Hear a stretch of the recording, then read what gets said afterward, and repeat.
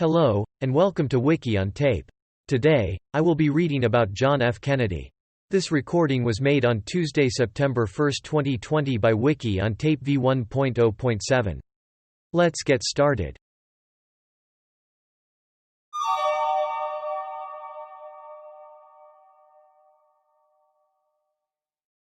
Summary. John Fitzgerald Kennedy, May 29, 1917 to November 22, 1963, often referred to by his initials JFK and Jack, was an American politician who served as the 35th President of the United States from January 1961 until his assassination in November 1963. Kennedy served at the height of the Cold War, and the majority of his work as president concerned relations with the Soviet Union and Cuba. A Democrat, Kennedy represented Massachusetts in the U.S. House of Representatives and Senate prior to becoming president. Kennedy was born into a wealthy, political family in Brookline, Massachusetts. He graduated from Harvard University in 1940, before joining the U.S. Naval Reserve the following year.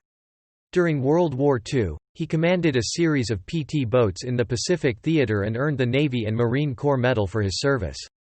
After a brief stint in journalism, Kennedy represented a working-class Boston district in the U.S. House of Representatives from 1947 to 1953. He was subsequently elected to the U.S. Senate and served as the junior senator from Massachusetts from 1953 to 1960. While in the Senate, Kennedy published his book, Profiles in Courage, which won a Pulitzer Prize. In the 1960 presidential election, he narrowly defeated Republican opponent Richard Nixon, who was the incumbent vice president. Kennedy's administration included high tensions with communist states in the Cold War. As a result, he increased the number of American military advisors in South Vietnam. In April 1961, he authorized an attempt to overthrow the Cuban government of Fidel Castro in the Bay of Pigs invasion. Kennedy authorized the Cuban Project in November 1961. He rejected Operation Northwoods plans for false flag attacks to gain approval for a war against Cuba in March 1962. However, his administration continued to plan for an invasion of Cuba in the summer of 1962. The following October, U.S. spy planes discovered Soviet missile bases had been deployed in Cuba. The resulting period of tensions, termed the Cuban Missile Crisis, nearly resulted in the breakout of a global thermonuclear conflict. The strategic Hamlet program began in Vietnam during his presidency. Domestically, Kennedy presided over the establishment of the Peace Corps and the continuation of the Apollo space program. He also supported the civil rights movement, but was only somewhat successful in passing his New Frontier domestic policies.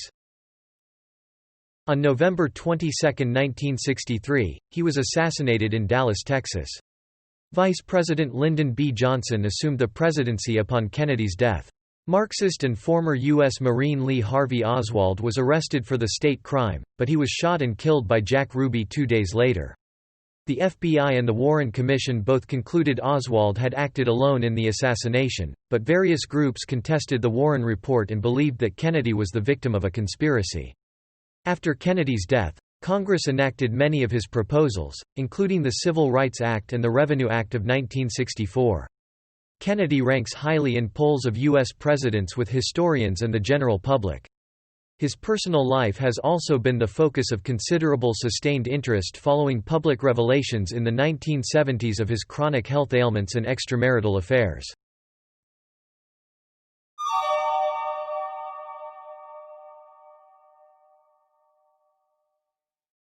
Early life and education. John Fitzgerald Kennedy was born outside Boston in Brookline, Massachusetts, on May 29, 1917, at 83 Beale Street, to Joseph P. Kennedy Sr., a businessman and politician, and Rose Kennedy née Fitzgerald, a philanthropist and socialite. His paternal grandfather, P. J. Kennedy, served as a Massachusetts state legislator. Kennedy's maternal grandfather and namesake, John F. Honey Fitzgerald, served as a U.S. congressman and was elected to 2 terms as mayor of Boston. All 4 of his grandparents were children of Irish immigrants. Kennedy had an elder brother, Joseph Jr., and 7 younger siblings, Rosemary, Kathleen, Kik, Eunice, Patricia, Robert, Bobby, Jean, and Edward, Ted.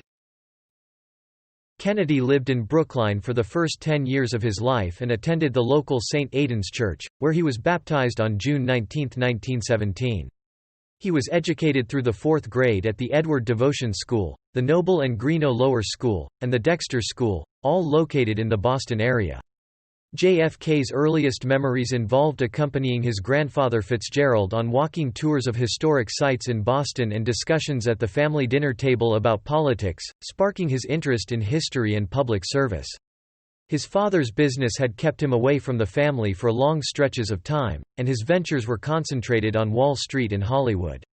In September 1927, the family moved from Boston by private railway car to the Riverdale neighborhood of New York City.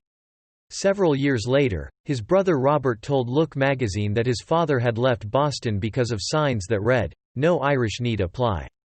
The family spent summers and early autumns at their home in Hyannisport, Massachusetts, a village on Cape Cod, where they enjoyed swimming, sailing, and touch football. Christmas and Easter holidays were spent at their winter retreat in Palm Beach, Florida. Young John attended the Riverdale Country School - a private school for boys - from 5th to 7th grade, and was a member of Boy Scout Troop 2 in Bronxville, New York. In September 1930, Kennedy, then 13 years old, attended the Canterbury School in New Milford, Connecticut, for 8th grade. In April 1931, he had an appendectomy, after which he withdrew from Canterbury and recuperated at home. In September 1931, Kennedy started attending Choate, a prestigious boarding school in Wallingford, Connecticut, for 9th through 12th grade. His older brother Joe Jr. had already been at Choate for 2 years and was a football player and leading student. He spent his first years at Choate in his older brother's shadow and compensated with rebellious behavior that attracted a coterie. They carried out their most notorious stunt by exploding a toilet seat with a powerful firecracker.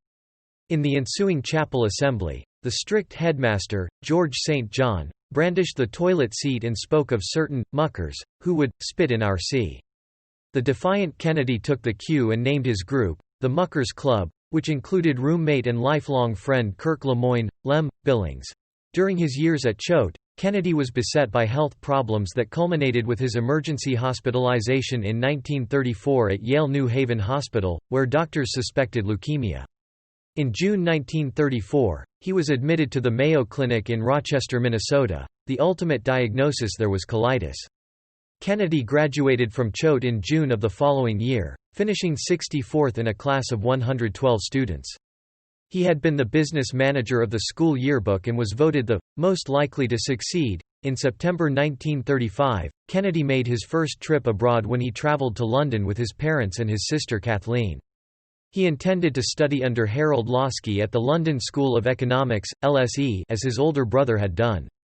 Ill health forced his return to the United States in October of that year, when he enrolled late and attended Princeton University but had to leave after 2 months due to a gastrointestinal illness.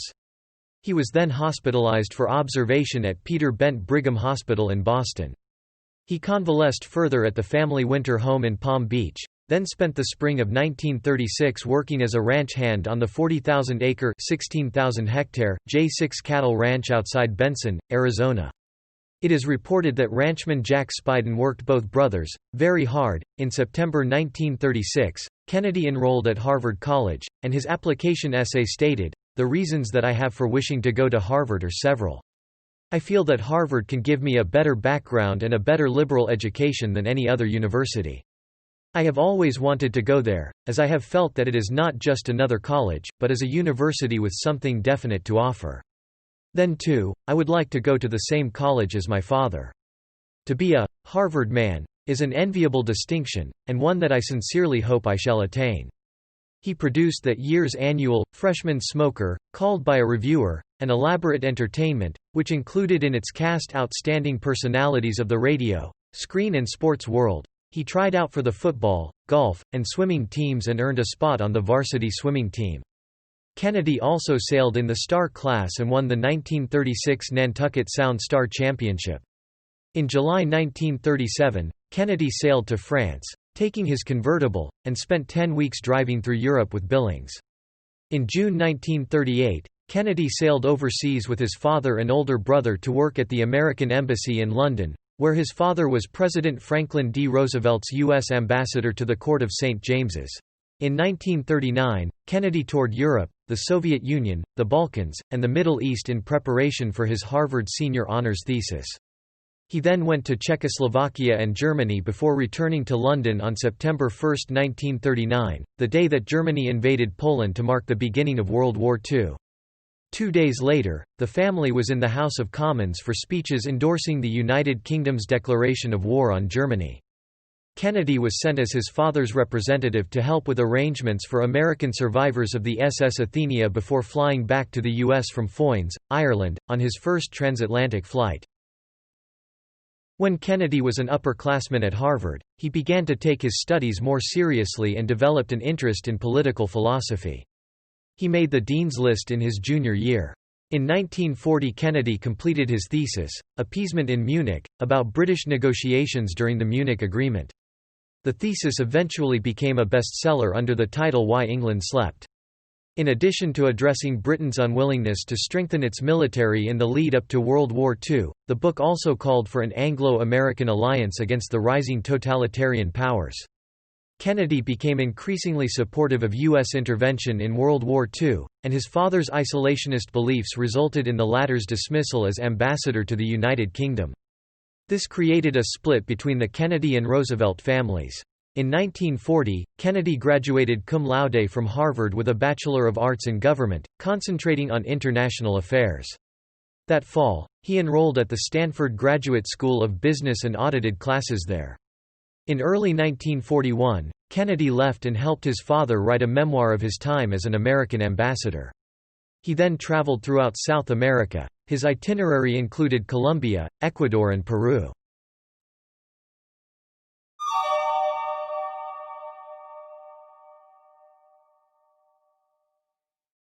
U.S. Navy Reserve, 1941–1945.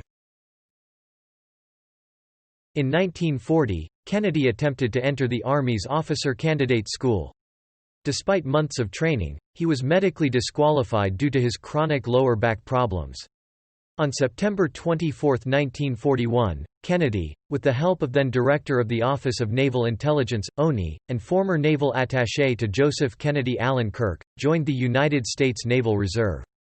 He was commissioned an ensign on October 26, 1941, and joined the staff of the Office of Naval Intelligence in Washington, D.C. In January 1942, Kennedy was assigned to the ONI Field Office at Headquarters, 6th Naval District, in Charleston, South Carolina. He attended the Naval Reserve Officer Training School at Northwestern University in Chicago, Illinois, from July 27 to September 27 and then voluntarily entered the Motor Torpedo Boat Squadron's Training Center in Melville, Rhode Island. On October 10, he was promoted to lieutenant junior grade. In early November, Kennedy was still mourning the death of his close, childhood friend, Marine Corps 2nd Lieutenant George Houck Mee, Jr., who had been killed in action at Guadalcanal that August and awarded the Navy Cross for his bravery. Accompanied by a female acquaintance from a wealthy Newport family, the couple had stopped in Middletown, Rhode Island at the cemetery where the decorated, naval spy, Commander Hugo W. Kohler, USN, had been buried the previous year. Ambling around the plots near the tiny St. Columba's Chapel, Kennedy paused over Kohler's white granite cross grave marker and pondered his own mortality, hoping out loud that when his time came, he would not have to die without religion. "But these things can't be faked," he added. "There's no bluffing." 2 decades later, Kennedy and Kohler's stepson, U.S. Senator Claiborne Pell, had become good friends and political allies, although they had been acquaintances since the mid-1930s during their "salad days" on the same Newport debutante party circuit, and when Pell had dated Kathleen "Kick" Kennedy. Kennedy completed his training on December 2 and was assigned to Motor Torpedo Squadron 4. His first command was PT 101 from December 7, 1942, until February 23, 1943. It was a patrol torpedo (PT) boat used for training while Kennedy was an instructor at Melville.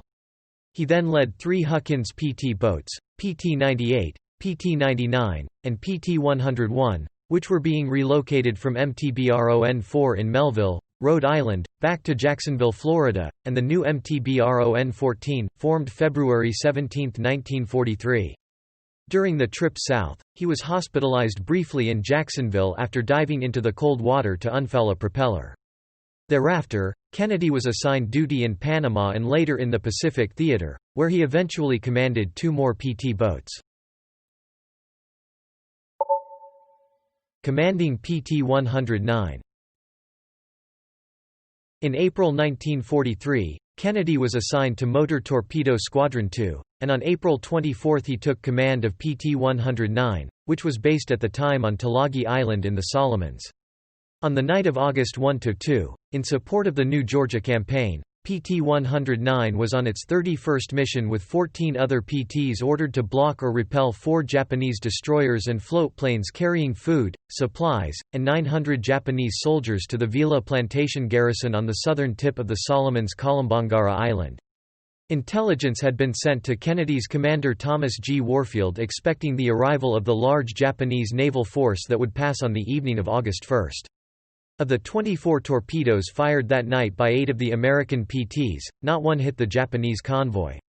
On that dark and moonless night, Kennedy spotted a Japanese destroyer heading north on its return from the base of Kolombangara around 2 a.m., and attempted to turn to attack, when PT-109 was rammed suddenly at an angle and cut in half by the destroyer Amagiri, Captain Kohei Hanami, killing 2 PT-109 crew members. Kennedy gathered around the wreckage his surviving 10 crew members to vote on whether to fight or surrender. Kennedy stated, "There's nothing in the book about a situation like this. A lot of you men have families and some of you have children. What do you want to do? I have nothing to lose." Shunning surrender, around 2 p.m. on August 2, the men swam towards Plum Pudding Island 3.5 miles (5.6 kilometers) southwest of the remains of PT-109. Despite re-injuring his back in the collision, Kennedy towed a badly burned crewman through the water to the island with a life jacket strap clenched between his teeth. Kennedy made an additional 2-mile swim the night of August 2, 1943, to Ferguson Passage to attempt to hail a passing American PT boat to expedite his crew's rescue and attempted to make the trip on a subsequent night, in a damaged canoe found on Nauru Island where he had swum with Ensign George Ross to look for food. On August 4, 1943, he and Lenny Tom assisted his injured and hungry crew on a demanding swim 3.75 miles (6.04 kilometers) southeast to Olasana Island, which was visible to the crew from their desolate home on Plum Pudding Island. They swam against a strong current, and once again Kennedy towed the badly burned motor machinist, Pappy McMahon, by his life vest. The somewhat larger Olasana Island had ripe coconut trees, but still no fresh water. On the following day, August 5, Kennedy and Ensign George Ross made the 1-hour swim to Nauru Island, an additional distance of about 0.5 miles (0.80 kilometers) southwest, in search of help and food. Kennedy and Ross found a small canoe, packages of crackers, candy and a 50-gallon drum of drinkable water left by the Japanese, which Kennedy paddled another half-mile back to Olasana in the acquired canoe to provide his hungry crew. Lieutenant Bud Libino, a friend and former tent mate of Kennedy's, rescued Kennedy and his crew on Olasana Island on August 8, 1943 aboard his boat, PT-157, with the help of Coast Watcher Lieutenant Reginald Evans and several native Coast Watchers, particularly Buku Gasa and Ironi Kumana. Commanding PT-59. Kennedy took only a month to recover and return to duty, commanding the PT-59, first removing the torpedo tubes and depth charges and refitting her in 1 month into a heavily armed gunboat mounting 2 automatic 40mm guns and 10.50 caliber Browning machine guns. The plan was to attach 1 gunboat to each PT boat section to add gun range and power against barges and shore batteries, which the 59 encountered on several occasions in mid-October through mid-November. On October 8, 1943, Kennedy was promoted to full lieutenant. On November 2, Kennedy's PT-59 took part with 2 other PTs in the successful rescue of 40 to 50 Marines. The 59 acted as a shield from shore fire and protected them as they escaped on 2 rescue landing craft at the base of the Warrior River at Choiseul Island, taking 10 Marines aboard and delivering them to safety. Under doctor's orders, Kennedy was relieved of his command of PT-59 on November 18, and sent to the hospital on Tulagi. From there he returned to the United States in early January 1944. After receiving treatment for his back injury, he was released from active duty in late 1944. Kennedy was hospitalized at the Chelsea Naval Hospital in Chelsea, Massachusetts from May to December 1944. On June 12, he was presented the Navy and Marine Corps Medal for his heroic actions on August 1–2, 1943, and the Purple Heart Medal for his back injury while on PT 109. Beginning in January 1945, Kennedy spent 3 more months recovering from his back injury at Castle Hot Springs, a resort and temporary military hospital in Arizona. After the war, Kennedy felt that the medal he had received for heroism was not a combat award and asked that he be reconsidered for the Silver Star Medal for which he had been recommended initially.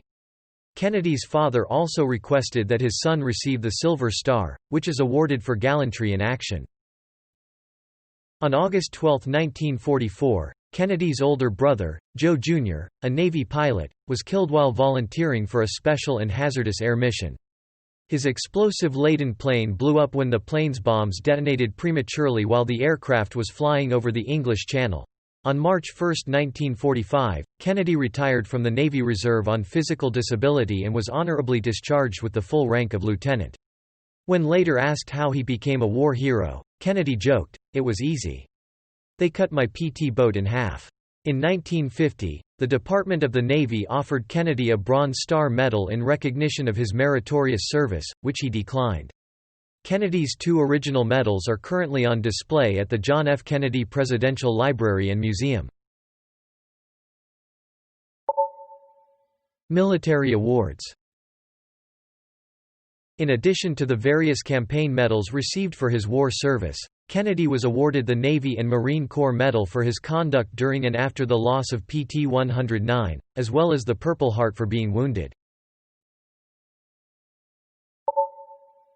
Navy and Marine Corps Medal citation.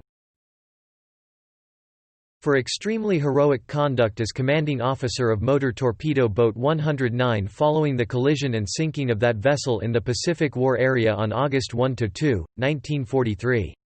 Unmindful of personal danger, then Lieutenant, junior grade Kennedy unhesitatingly braved the difficulties and hazards of darkness to direct rescue operations, swimming many hours to secure aid and food after he had succeeded in getting his crew ashore.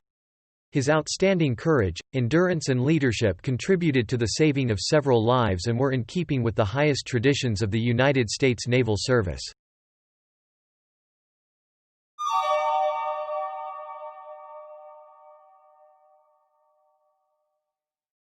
Journalism. In April 1945, Kennedy's father, who was a friend of William Randolph Hearst, arranged a position for his son as a special correspondent for Hearst newspapers. The assignment kept Kennedy's name in the public eye and exposed him to journalism as a possible career. He worked as a correspondent that May, covering the Potsdam Conference and other events.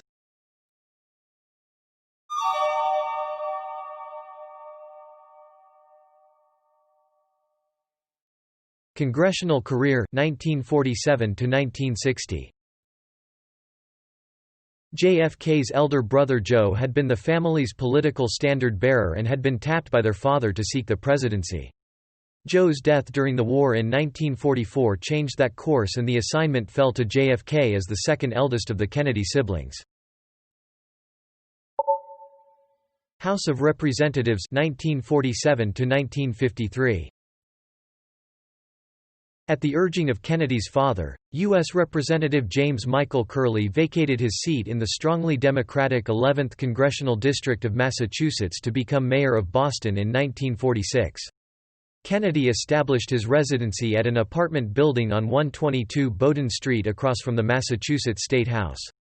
With his father financing and running his campaign under the slogan, "The New Generation Offers a Leader," Kennedy won the Democratic primary with 42% of the vote, defeating 10 other candidates. His father joked after the campaign, "With the money I spent, I could have elected my chauffeur." Campaigning around Boston, Kennedy called for better housing for veterans, better health care for all, and support for organized labor's campaign for reasonable work hours, a healthy workplace, and the right to organize, bargain, and strike. In addition, he campaigned for peace through the United Nations and strong opposition to the Soviet Union. Though Republicans took control of the House in the 1946 elections, Kennedy defeated his Republican opponent in the general election, taking 73% of the vote. Along with Richard Nixon and Joseph McCarthy, Kennedy was one of several World War II veterans elected to Congress that year. He served in the House for 6 years, joining the influential Education and Labor Committee and the Veterans Affairs Committee. He concentrated his attention on international affairs, supporting the Truman Doctrine as the appropriate response to the emerging Cold War. He also supported public housing and opposed the Labor Management Relations Act of 1947, which restricted the power of labor unions. Though not as vocal and anti-communist as McCarthy, Kennedy supported the Immigration and Nationality Act of 1952, which required communists to register with the government, and he deplored the loss of China. Having served as a Boy Scout during his childhood, Kennedy was active in the Boston Council from 1946 to 1955, as district vice chairman, member of the executive board, vice president, as well as a national council representative. Almost every weekend that Congress was in session, Kennedy would fly back to Massachusetts to give speeches to veteran, fraternal, and civic groups, while maintaining an index card file on individuals who might be helpful for a future campaign for statewide office. JFK set a goal of speaking in every city and town in Massachusetts prior to 1952. Senate 1953 to 1960. As early as 1949, Kennedy began preparing to run for the Senate in 1952 against Republican three-term incumbent Henry Cabot Lodge Jr. with the campaign slogan, "Kennedy will do more for Massachusetts." Joseph Kennedy again financed his son's candidacy, while John Kennedy's younger brother Robert F. Kennedy emerged as an important member of the campaign as manager. The campaign hosted a series of teas, sponsored by Kennedy's mother and sisters, at hotels and parlors across Massachusetts to reach out to women voters. In the presidential election, Republican Dwight D. Eisenhower carried Massachusetts by a margin of 208,000 votes, but Kennedy defeated Lodge by 70,000 votes for the Senate seat. The following year, he married Jacqueline Bouvier. Kennedy underwent several spinal operations over the next 2 years. Often absent from the Senate, he was at times critically ill and received Catholic last rites. During his convalescence in 1956, he published Profiles in Courage, a book about U.S. senators who risked their careers for their personal beliefs, for which he won the Pulitzer Prize for Biography in 1957. Rumors that this work was co-written by his close advisor and speechwriter, Ted Sorensen, were confirmed in Sorensen's 2008 autobiography. At the start of his first term, Kennedy focused on Massachusetts-specific issues by sponsoring bills to help the fishing, textile manufacturing, and watchmaking industries. In 1954, Senator Kennedy voted in favor of the St. Lawrence Seaway, which would connect the Great Lakes to the Atlantic Ocean, despite opposition from Massachusetts politicians who argued that the project would cripple New England's shipping industry, including the Port of Boston. 3 years later, Kennedy chaired a special committee to select the 5 greatest U.S. senators in history so their portraits could decorate the Senate reception room. That same year, Kennedy joined the Senate Labor Rackets Committee with his brother Robert, who was chief counsel, to investigate crime infiltration of labor unions. In 1958, Kennedy introduced a bill, S. 3974, which became the first major labor relations bill to pass either house since the Taft-Hartley Act of 1947. The bill dealt largely with the control of union abuses exposed by the McClellan Committee but did not incorporate tough Taft-Hartley amendments requested by President Eisenhower. It survived Senate floor attempts to include Taft-Hartley amendments and gained passage but was rejected by the House. At the 1956 Democratic National Convention, Kennedy gave the nominating speech for the party's presidential nominee, Adlai Stevenson II. Stevenson let the convention select the vice presidential nominee. Kennedy finished second in the balloting, losing to Senator Estes Kefauver of Tennessee but receiving national exposure as a result. One of the matters demanding Kennedy's attention in the Senate was President Eisenhower's bill for the Civil Rights Act of 1957. Kennedy cast a procedural vote against it, considered by some as an appeasement of Southern Democratic opponents of the bill. Kennedy did vote for Title III of the Act, which would have given the Attorney General powers to enjoin, but Majority Leader Lyndon B. Johnson agreed to let the provision die as a compromise measure. Kennedy also voted for Title IV, termed the Jury Trial Amendment. Many civil rights advocates at the time criticized that vote as one which would weaken the act. A final compromise bill, which Kennedy supported, was passed in September 1957. He proposed July 2, 1957 that the U.S. support Algeria's effort to gain independence from France. The following year, Kennedy authored A Nation of Immigrants, later published in 1964, which analyzed the importance of immigration in the country's history as well as proposals to re-evaluate immigration law. In 1958, Kennedy was re-elected to a second term in the Senate, defeating Republican opponent, Boston lawyer Vincent J. Celeste, by a margin of 874,608 votes, the largest margin in the history of Massachusetts politics. It was during his re-election campaign that Kennedy's press secretary at the time, Robert E. Thompson, put together a film entitled The U.S. Senator John F. Kennedy Story, which exhibited a day in the life of the senator and showcased his family life as well as the inner workings of his office to solve Massachusetts-related issues. It was the most comprehensive film produced about Kennedy up to that time. In the aftermath of his re-election, Kennedy began preparing to run for president by traveling throughout the U.S. with the aim of building his candidacy for 1960. When it came to conservation, Kennedy, a Massachusetts Audubon Society supporter, wanted to make sure that the shorelines of Cape Cod remained unsullied by future industrialization. On September 3, 1959, Kennedy co-sponsored the Cape Cod National Seashore Bill with his Republican colleague Senator Leverett Saltonstall. Kennedy's father was a strong supporter and friend of Senator Joseph McCarthy. Additionally, Bobby Kennedy worked for McCarthy's subcommittee, and McCarthy dated Kennedy's sister Patricia. Kennedy told historian Arthur M. Schlesinger, Jr., "Hell, half my voters, particularly Catholics, in Massachusetts look on McCarthy as a hero." In 1954, the Senate voted to censure McCarthy, and Kennedy drafted a speech supporting the censure. However, it was not delivered because Kennedy was hospitalized at the time. The speech put Kennedy in the apparent position of participating by pairing his vote against that of another senator and opposing the censure. Although Kennedy never indicated how he would have voted, the episode damaged his support among members of the liberal community, including Eleanor Roosevelt, in the 1956 and 1960 elections.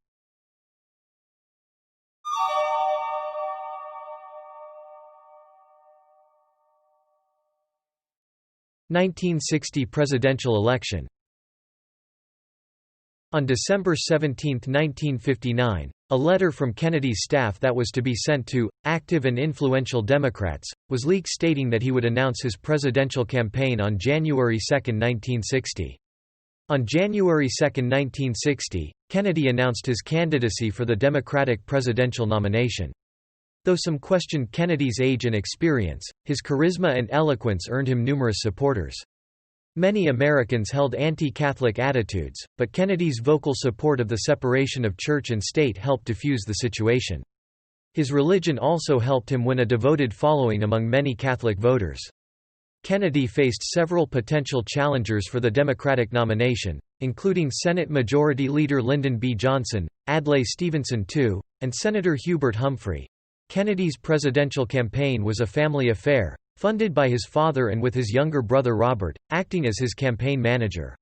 John preferred Ivy League policy advisors, but unlike his father he enjoyed the give and take of Massachusetts politics and built a largely Irish team of campaigners, headed by Larry O'Brien and Kenneth O'Donnell. Kennedy traveled extensively to build his support among Democratic elites and voters. At the time, party officials controlled most of the delegates, but several states also held primaries, and Kennedy sought to win several primaries to boost his chances of winning the nomination. In his first major test, Kennedy won the Wisconsin primary, effectively ending Humphrey's hopes of winning the presidency. Nonetheless, Kennedy and Humphrey faced each other in a competitive West Virginia primary in which Kennedy could not benefit from a Catholic bloc, as he had in Wisconsin. Kennedy won the West Virginia primary, impressing many in the party, but at the start of the 1960 Democratic National Convention, it was unclear as to whether he would win the nomination. When Kennedy entered the convention, he had the most delegates, but not enough to ensure that he would win the nomination. Stevenson, the 1952 and 1956 presidential nominee, remained very popular in the party, while Johnson also hoped to win the nomination with the support from party leaders. Kennedy's candidacy also faced opposition from former President Harry S. Truman, who was concerned about Kennedy's lack of experience. Kennedy knew that a second ballot could give the nomination to Johnson or someone else, and his well-organized campaign was able to earn the support of just enough delegates to win the presidential nomination on the first ballot. Kennedy ignored the opposition of his brother, who wanted him to choose Labor leader Walter Reuther, and other liberal supporters when he chose Johnson as his vice presidential nominee. He believed that the Texas senator could help him win support from the South. The choice infuriated many in labor. AFL-CIO President George Meany called Johnson the arch-foe of labor, while Illinois AFL-CIO President Reuben Soderstrom asserted Kennedy had made chumps out of leaders of the American labor movement. In accepting the presidential nomination, Kennedy gave his well-known New Frontier speech, saying, "For the problems are not all solved and the battles are not all won, and we stand today on the edge of a new frontier. But the new frontier of which I speak is not a set of promises, it is a set of challenges. It sums up not what I intend to offer the American people, but what I intend to ask of them." At the start of the fall general election campaign, Republican nominee and incumbent Vice President Richard Nixon held a 6-point lead in the polls. Major issues included how to get the economy moving again, Kennedy's Roman Catholicism, the Cuban Revolution, and whether the space and missile programs of the Soviet Union had surpassed those of the U.S. to address fears that his being Catholic would impact his decision-making. He famously told the Greater Houston Ministerial Association on September 12, 1960, "I am not the Catholic candidate for president. I am the Democratic Party candidate for president who also happens to be a Catholic. I do not speak for my church on public matters, and the church does not speak for me." Kennedy questioned rhetorically whether 1/4 of Americans were relegated to second-class citizenship just because they were Catholic, and once stated that, "No one asked me my religion, serving the Navy in the South Pacific." Between September and October, Kennedy squared off against Nixon in the first televised presidential debates in U.S. history.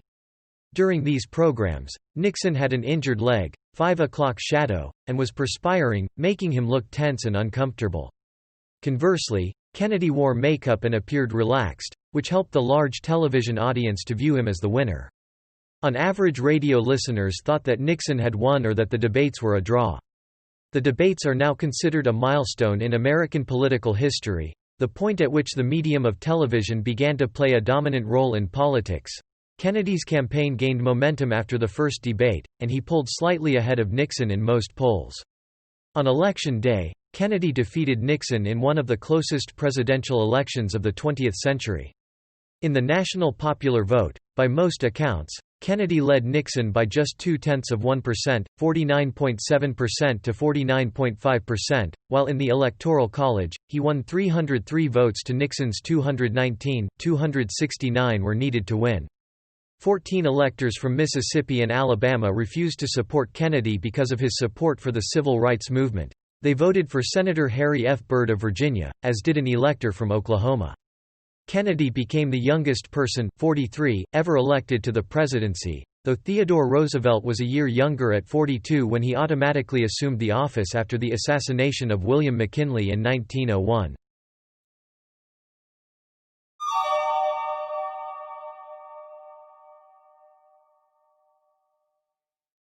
Presidency 1961 to 1963. John F. Kennedy was sworn in as the 35th president at noon on January 20, 1961.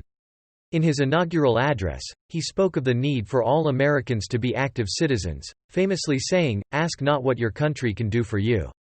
Ask what you can do for your country." He asked the nations of the world to join together to fight what he called the common enemies of man: tyranny, poverty, disease, and war itself. He added, "All this will not be finished in the first 100 days.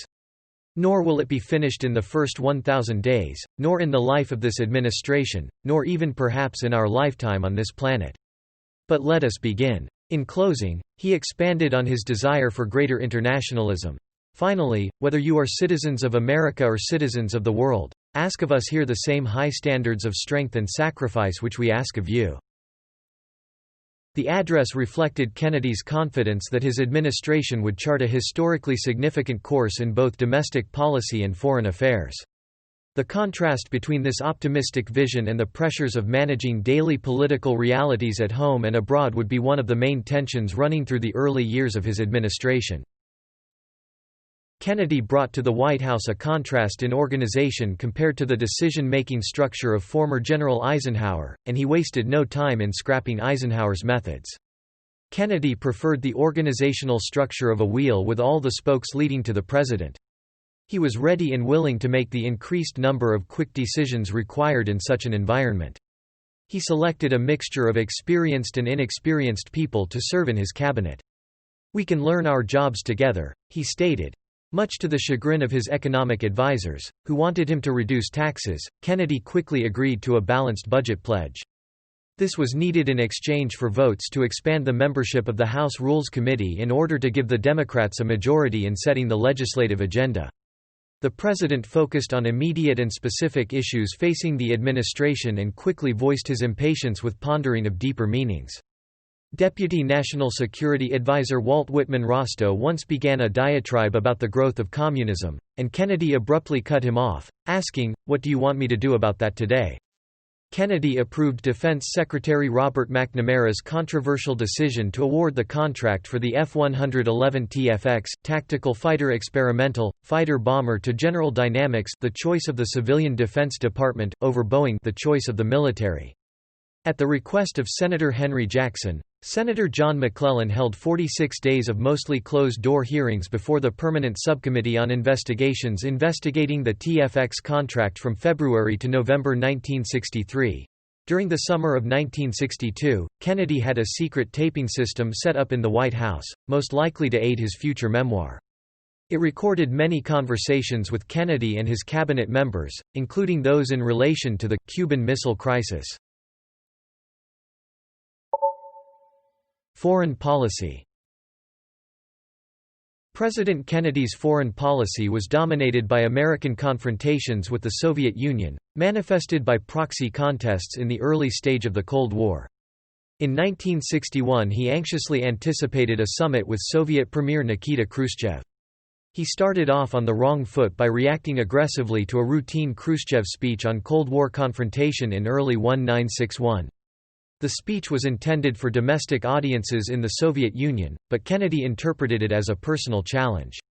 His mistake helped raise tensions going into the Vienna summit of June 1961. On the way to the summit, Kennedy stopped in Paris to meet French President Charles de Gaulle, who advised him to ignore Khrushchev's abrasive style. The French president feared the United States' presumed influence in Europe. Nevertheless, de Gaulle was quite impressed with the young president and his family. Kennedy picked up on this in his speech in Paris, saying that he would be remembered as the man who accompanied Jackie Kennedy to Paris. On June 4, 1961, the president met with Khrushchev in Vienna and left the meetings angry and disappointed that he had allowed the premier to bully him, despite the warnings he had received. Khrushchev, for his part, was impressed with the president's intelligence, but thought him weak. Kennedy did succeed in conveying the bottom line to Khrushchev on the most sensitive issue before them, a proposed treaty between Moscow and East Berlin. He made it clear that any treaty interfering with U.S. access rights in West Berlin would be regarded as an act of war. Shortly after the president returned home, the USSR announced its plan to sign a treaty with East Berlin, abrogating any third-party occupation rights in either sector of the city. Depressed and angry, Kennedy assumed that his only option was to prepare the country for nuclear war, which he personally thought had a 1 in 5 chance of occurring. In the weeks immediately following the Vienna summit, more than 20,000 people fled from East Berlin to the western sector. Reacting to statements from the USSR, Kennedy began intensive meetings on the Berlin issue, where Dean Acheson took the lead in recommending a military buildup alongside NATO allies. In a July 1961 speech, Kennedy announced his decision to add $3.25 billion, equivalent to $27.81 billion in 2019, to the defense budget, along with over 200,000 additional troops, stating that an attack on West Berlin would be taken as an attack on the U.S. The speech received an 85% approval rating. A month later, both the Soviet Union and East Berlin began blocking any further passage of East Berliners into West Berlin and erected barbed wire fences across the city, which were quickly upgraded to the Berlin Wall. Kennedy's initial reaction was to ignore this, as long as free access from West to East Berlin continued. This course was altered when West Berliners had lost confidence in the defense of their position by the United States. Kennedy sent Vice President Johnson, along with a host of military personnel, in convoy through West Germany, including Soviet armed checkpoints, to demonstrate the continued commitment of the U.S. to West Berlin. Kennedy gave a speech at St. Anselm College on May 5, 1960, regarding America's conduct in the emerging Cold War. The address detailed how the American foreign policy should be conducted towards African nations, noting a hint of support for modern African nationalism by saying, "For we, too, founded a new nation on revolt from colonial rule." Cuba and the Bay of Pigs invasion. The Eisenhower administration had created a plan to overthrow Fidel Castro's regime in Cuba. Led by the Central Intelligence Agency (CIA), with help from the U.S. military, the plan was for an invasion of Cuba by a counter-revolutionary insurgency composed of U.S.-trained, anti-Castro Cuban exiles led by CIA paramilitary officers. The intention was to invade Cuba and instigate an uprising among the Cuban people, hoping to remove Castro from power. Kennedy approved the final invasion plan on April 4, 1961. The Bay of Pigs invasion began on April 17, 1961. 1,500 U.S.-trained Cubans, dubbed Brigade 2506, landed on the island. No U.S. air support was provided. CIA Director Allen Dulles later stated that they thought the president would authorize any action that was needed for success once the troops were on the ground. By April 19, 1961, the Cuban government had captured or killed the invading exiles, and Kennedy was forced to negotiate for the release of the 1,189 survivors. 20 months later, Cuba released the captured exiles in exchange for $53 million worth of food and medicine. The incident made Castro feel wary of the U.S. and led him to believe that another invasion would take place. Biographer Richard Reeves said that Kennedy focused primarily on the political repercussions of the plan rather than military considerations. When it proved unsuccessful, he was convinced that the plan was a setup to make him look bad. He took responsibility for the failure, saying, "We got a big kick in the leg and we deserved it. But maybe we'll learn something from it." He appointed Robert Kennedy to help lead a committee to examine the causes of the failure. In late 1961, the White House formed the Special Group, Augmented, headed by Robert Kennedy and including Edward Lansdale, Secretary Robert McNamara, and others. The group's objective, to overthrow Castro via espionage, sabotage, and other covert tactics, was never pursued. Cuban Missile Crisis. On October 14, 1962, CIA U-2 spy planes took photographs of the Soviets' construction of intermediate-range ballistic missile sites in Cuba. The photos were shown to Kennedy on October 16. A consensus was reached that the missiles were offensive in nature and thus posed an immediate nuclear threat. Kennedy faced a dilemma: if the U.S. attacked the sites, it might lead to nuclear war with the USSR, but if the U.S. did nothing, it would be faced with the increased threat from close-range nuclear weapons. The U.S. would also appear to the world as less committed to the defense of the hemisphere. On a personal level, Kennedy needed to show resolve in reaction to Khrushchev, especially after the Vienna summit.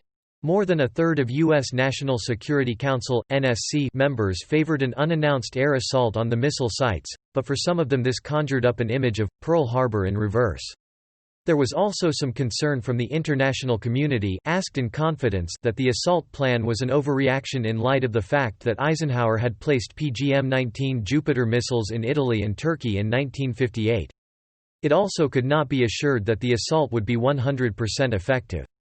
In concurrence with a majority vote of the NSC, Kennedy decided on a naval quarantine.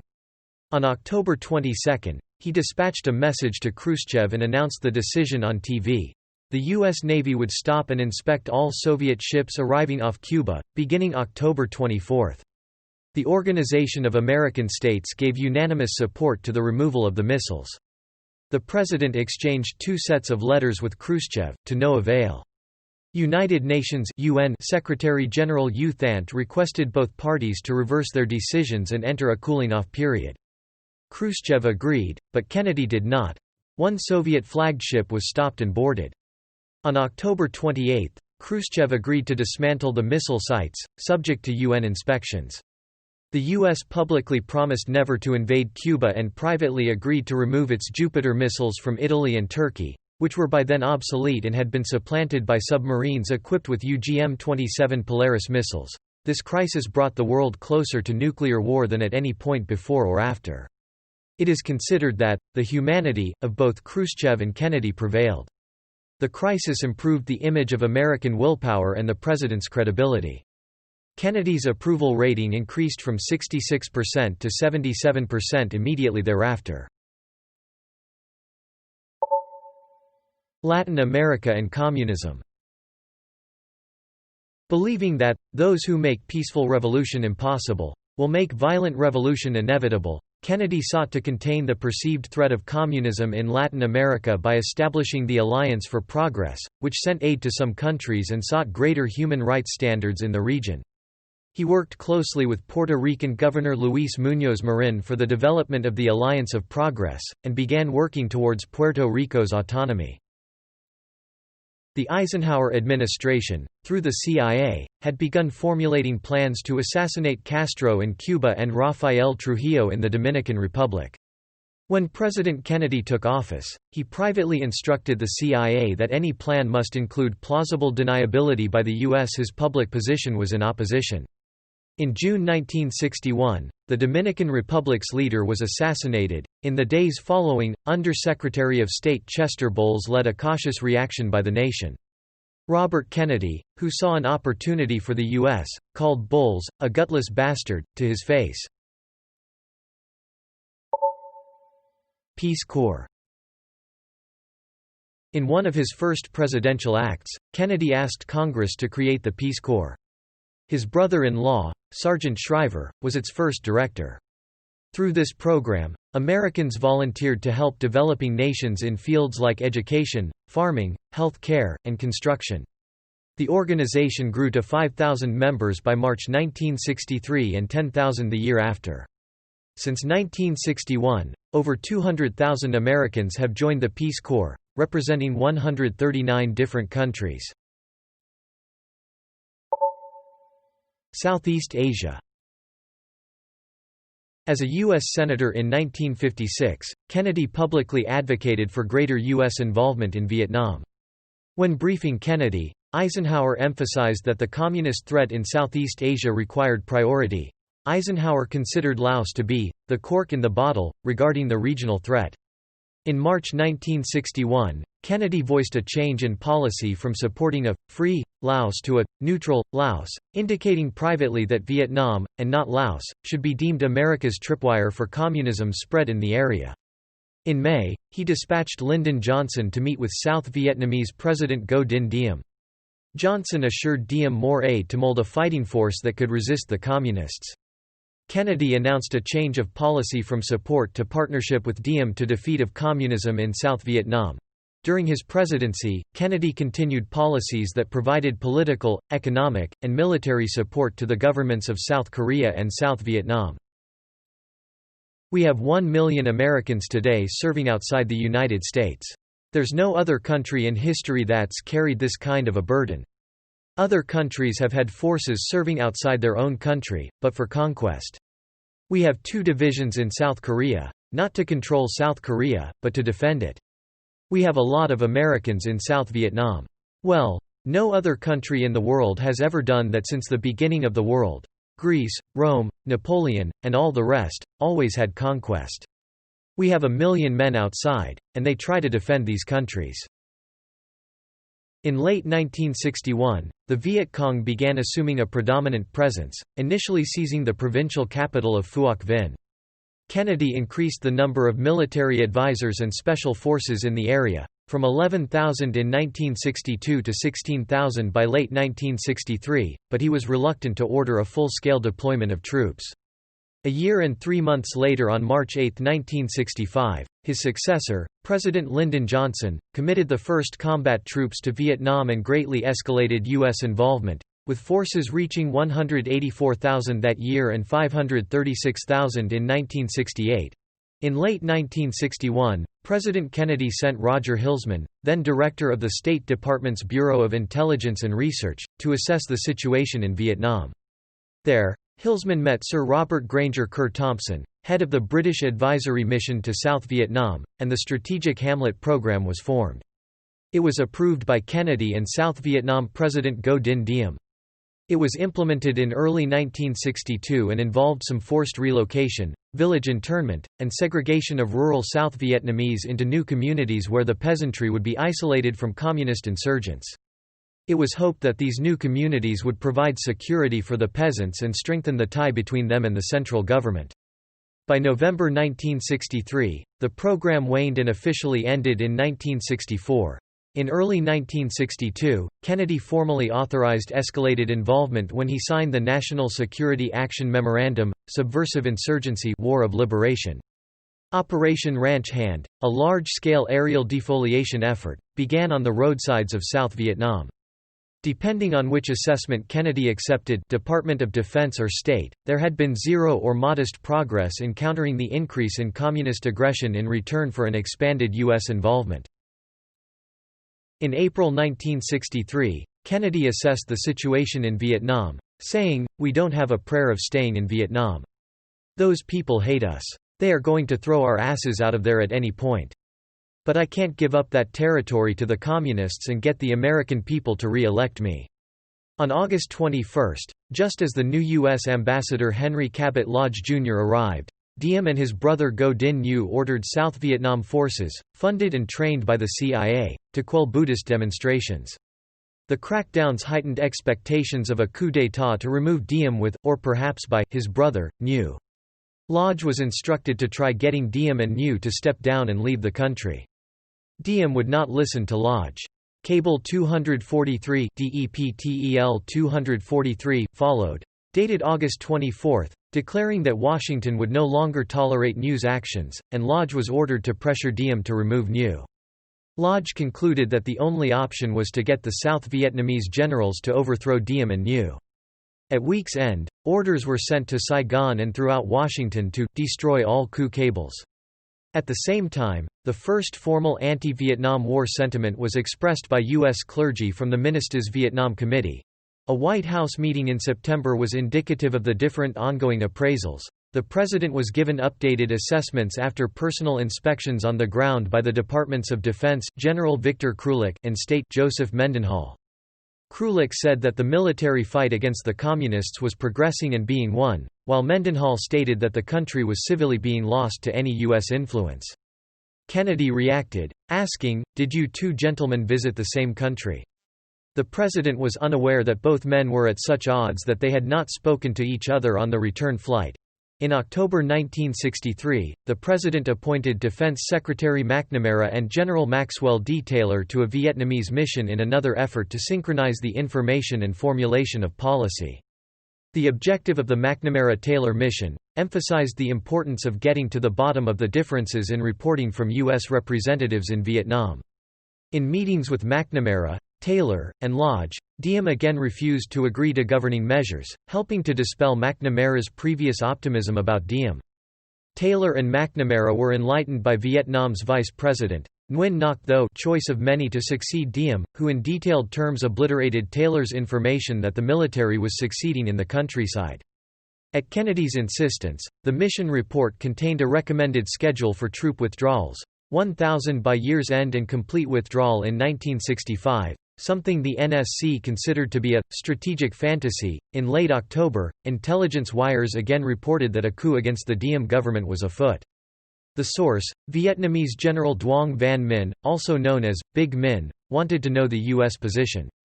Kennedy instructed Lodge to offer covert assistance to the coup, excluding assassination. On November 1, 1963, South Vietnamese generals, led by Big Minh, overthrew the Diem government, arresting and then killing Diem and Nhu. Kennedy was shocked by the deaths. News of the coup led to renewed confidence initially. both in America and in South Vietnam, that the war might be won. McGeorge Bundy drafted a National Security Action Memo to present to Kennedy upon his return from Dallas. It reiterated the resolve to fight communism in Vietnam, with increasing military and economic aid and expansion of operations into Laos and Cambodia. Before leaving for Dallas, Kennedy told Michael Forrestal that, after the first of the year, he wanted an in-depth study of every possible option, including how to get out of there, to review this whole thing from the bottom to the top. When asked what he thought the president meant, Forrestal said, "It was devil's advocate stuff." Historians disagree on whether the Vietnam War would have escalated if Kennedy had not been assassinated and had won re-election in 1964. Fueling the debate were statements made by Secretary of Defense McNamara in the film, The Fog of War, that Kennedy was strongly considering pulling the United States out of Vietnam after the 1964 election. The film also contains a tape recording of Lyndon Johnson stating that Kennedy was planning to withdraw, a position in which Johnson disagreed. Kennedy had signed National Security Action Memorandum, NSAM 263, dated October 11, which ordered the withdrawal of 1,000 military personnel by year's end, and the bulk of them out by 1965. Such an action would have been a policy reversal, but Kennedy was publicly moving in a less hawkish direction since his speech on world peace at American University on June 10, 1963. At the time of Kennedy's death, no final policy decision was made to Vietnam. In 2008, Theodore Sorensen wrote, "I would like to believe that Kennedy would have found a way to withdraw all American instructors and advisors from Vietnam. But I do not believe he knew in his last weeks what he was going to do." Sorensen added that, in his opinion, Vietnam was the only foreign policy problem handed off by JFK to his successor in no better, and possibly worse, shape than it was when he inherited it. U.S. involvement in the region escalated until his successor Lyndon Johnson directly deployed regular U.S. military forces for fighting the Vietnam War. After Kennedy's assassination, President Johnson signed NSAM 273 on November 26, 1963. It reversed Kennedy's decision to withdraw 1,000 troops, and reaffirmed the policy of assistance to the South Vietnamese. American University speech. On June 10, 1963, Kennedy, at the high point of his rhetorical powers, delivered the commencement address at American University in Washington, D.C., also known as A Strategy of Peace. Not only did the president outline a plan to curb nuclear arms, but he also laid out a hopeful, yet realistic route for world peace at a time when the U.S. and Soviet Union faced the potential for an escalating nuclear arms race. The president wished to discuss a topic on which too often ignorance abounds and the truth is too rarely perceived, yet it is the most important topic on earth: world peace.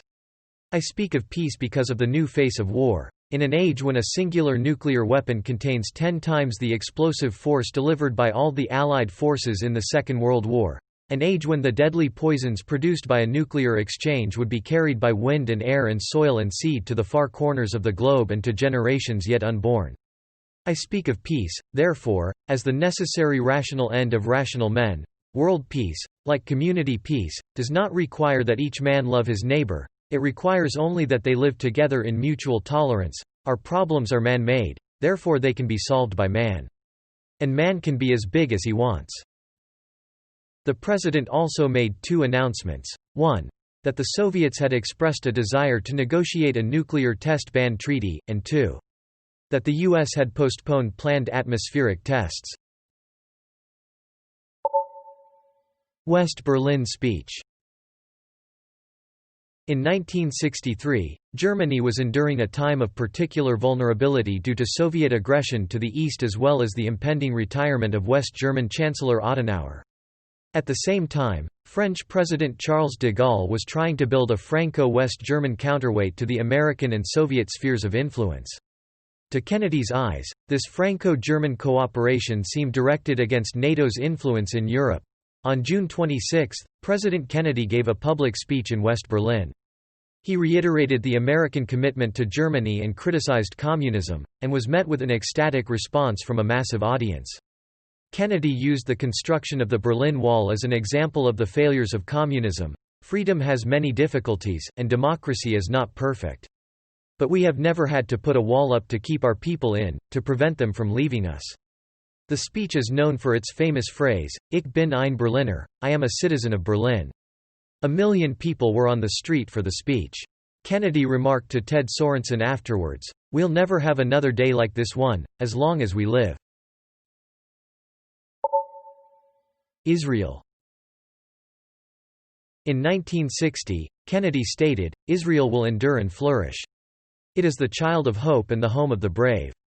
It can neither be broken by adversity nor demoralized by success. It carries the shield of democracy and it honors the sword of freedom." As president, Kennedy initiated the creation of security ties with Israel, and he is credited as the founder of the U.S.-Israeli military alliance, which would be continued under subsequent presidents.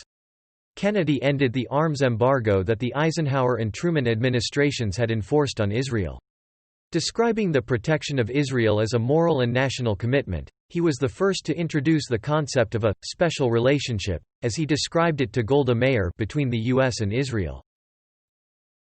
Kennedy extended the first informal security guarantees to Israel in 1962 and, beginning in 1963, was the first U.S. president to allow the sale to Israel of advanced U.S. weaponry, the MIM-23 Hawk, as well as to provide diplomatic support for Israeli policies, which were opposed by Arab neighbors. Those policies included Israel's water project on the Jordan River.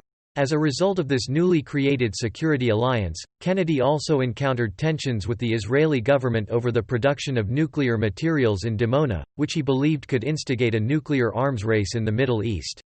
After the existence of a nuclear plant was initially denied by the Israeli government, David Ben-Gurion stated in a speech to the Israeli Knesset on December 21, 1960, that the purpose of the nuclear plant at Beersheba was for research in problems of arid zones and desert flora and fauna. When Ben-Gurion met with Kennedy in New York, he claimed that Dimona was being developed to provide nuclear power for desalinization and other peaceful purposes. For the time being, in 1963 the Kennedy administration was engaged in a now declassified diplomatic standoff with the Israel. In a May 1963 letter to Ben-Gurion, Kennedy wrote that he was skeptical and stated that American support to Israel could be in jeopardy if reliable information on the Israeli nuclear program was not forthcoming. Ben-Gurion repeated previous reassurances that Dimona was being developed for peaceful purposes.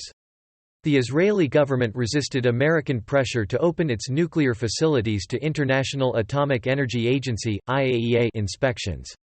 In 1962 the U.S. and Israeli governments had agreed to an annual inspection regime.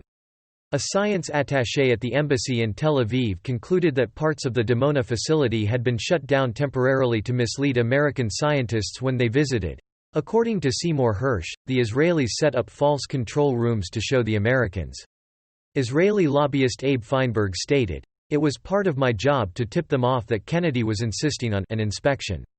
Hersh contends that the inspections were conducted in such a way that it guaranteed that the whole procedure would be little more than a whitewash. As the president and his senior advisers had to understand, the American inspection team would have to schedule its visits well in advance, and with the full acquiescence of Israel. Mark Trachtenberg argued that, although he was well aware of what the Israelis were doing, Kennedy chose to take this as satisfactory evidence of Israeli compliance with America's non-proliferation policy. The American who led the inspection team stated that the essential goal of the inspections was to find ways to not reach the point of taking action against Israel's nuclear weapons program. Roger Davies, the director of the State Department's Office of Near Eastern Affairs, concluded in March 1965 that Israel was developing nuclear weapons. He reported that Israel's target date for achieving nuclear capability was 1968–1969. On May 1, 1968, Under-Secretary of State Nicholas Katzenbach told President Johnson that Dimona was producing enough plutonium to produce 2 bombs a year. The State Department argued that if Israel wanted arms, it should accept international supervision of its nuclear program. Dimona was never placed under IAEA safeguards. Attempts to write Israeli adherence to the Nuclear Non-Proliferation Treaty (NPT) into contracts for the supply of U.S. weapons continued throughout 1968. Iraq. Relations between the United States and Iraq became strained following the overthrow of the Iraqi monarchy on July 14, 1958, which resulted in the declaration of a republican government led by Brigadier Abd al-Karim Qasim. On June 25, 1961, Qasim mobilized troops along the border between Iraq and Kuwait, declaring the latter nation an indivisible part of Iraq, and causing a short-lived Kuwait crisis. The United Kingdom, which had just granted Kuwait independence on June 19, and whose economy was dependent on Kuwaiti oil, responded on July 1 by dispatching 5,000 troops to the country to deter an Iraqi invasion. At the same time, Kennedy dispatched a U.S. Navy task force to Bahrain, and the UK, at the urging of the Kennedy administration, brought the dispute to United Nations Security Council, where the proposed resolution was vetoed by the Soviet Union. The situation was resolved in October, when the British troops were withdrawn and replaced by a 4,000-strong Arab League force, which acted as a barrier against the Iraqi threat. In December 1961, Qasim's government passed Public Law 80, which restricted the partially American-controlled Iraq Petroleum Company (IPC's) concessionary holding to those areas in which oil was actually being produced, effectively expropriating 99.5% of the IPC concession. U.S. officials were alarmed by the expropriation as well as the recent Soviet veto of an Egyptian-sponsored UN resolution requesting the admittance of Kuwait as UN member state, which they believed were connected. Senior National Security Council advisor Robert Comer worried that if the IPC ceased production in response, Qasim might grab Kuwait, thus achieving a stranglehold on Middle Eastern oil production, or throw himself into Russian arms. Comer also made note of widespread rumors that a nationalist coup against Qasim could be imminent, and had the potential to get Iraq back on a more neutral keel. In April 1962, the State Department issued new guidelines on Iraq that were intended to increase American influence there. Meanwhile, Kennedy instructed the CIA, under the direction of Archibald Bullock Roosevelt Jr., to begin making preparations for a military coup against Qasim. The anti-imperialist and anti-communist Iraqi Ba'ath Party overthrew and executed Qasim in a violent coup on February 8, 1963. While there have been persistent rumors that the CIA orchestrated the coup, declassified documents and the testimony of former CIA officers indicate that there was no direct American involvement, although the CIA was actively seeking a suitable replacement for Qasim within the Iraqi military and had been informed of an earlier Ba'athist coup plot.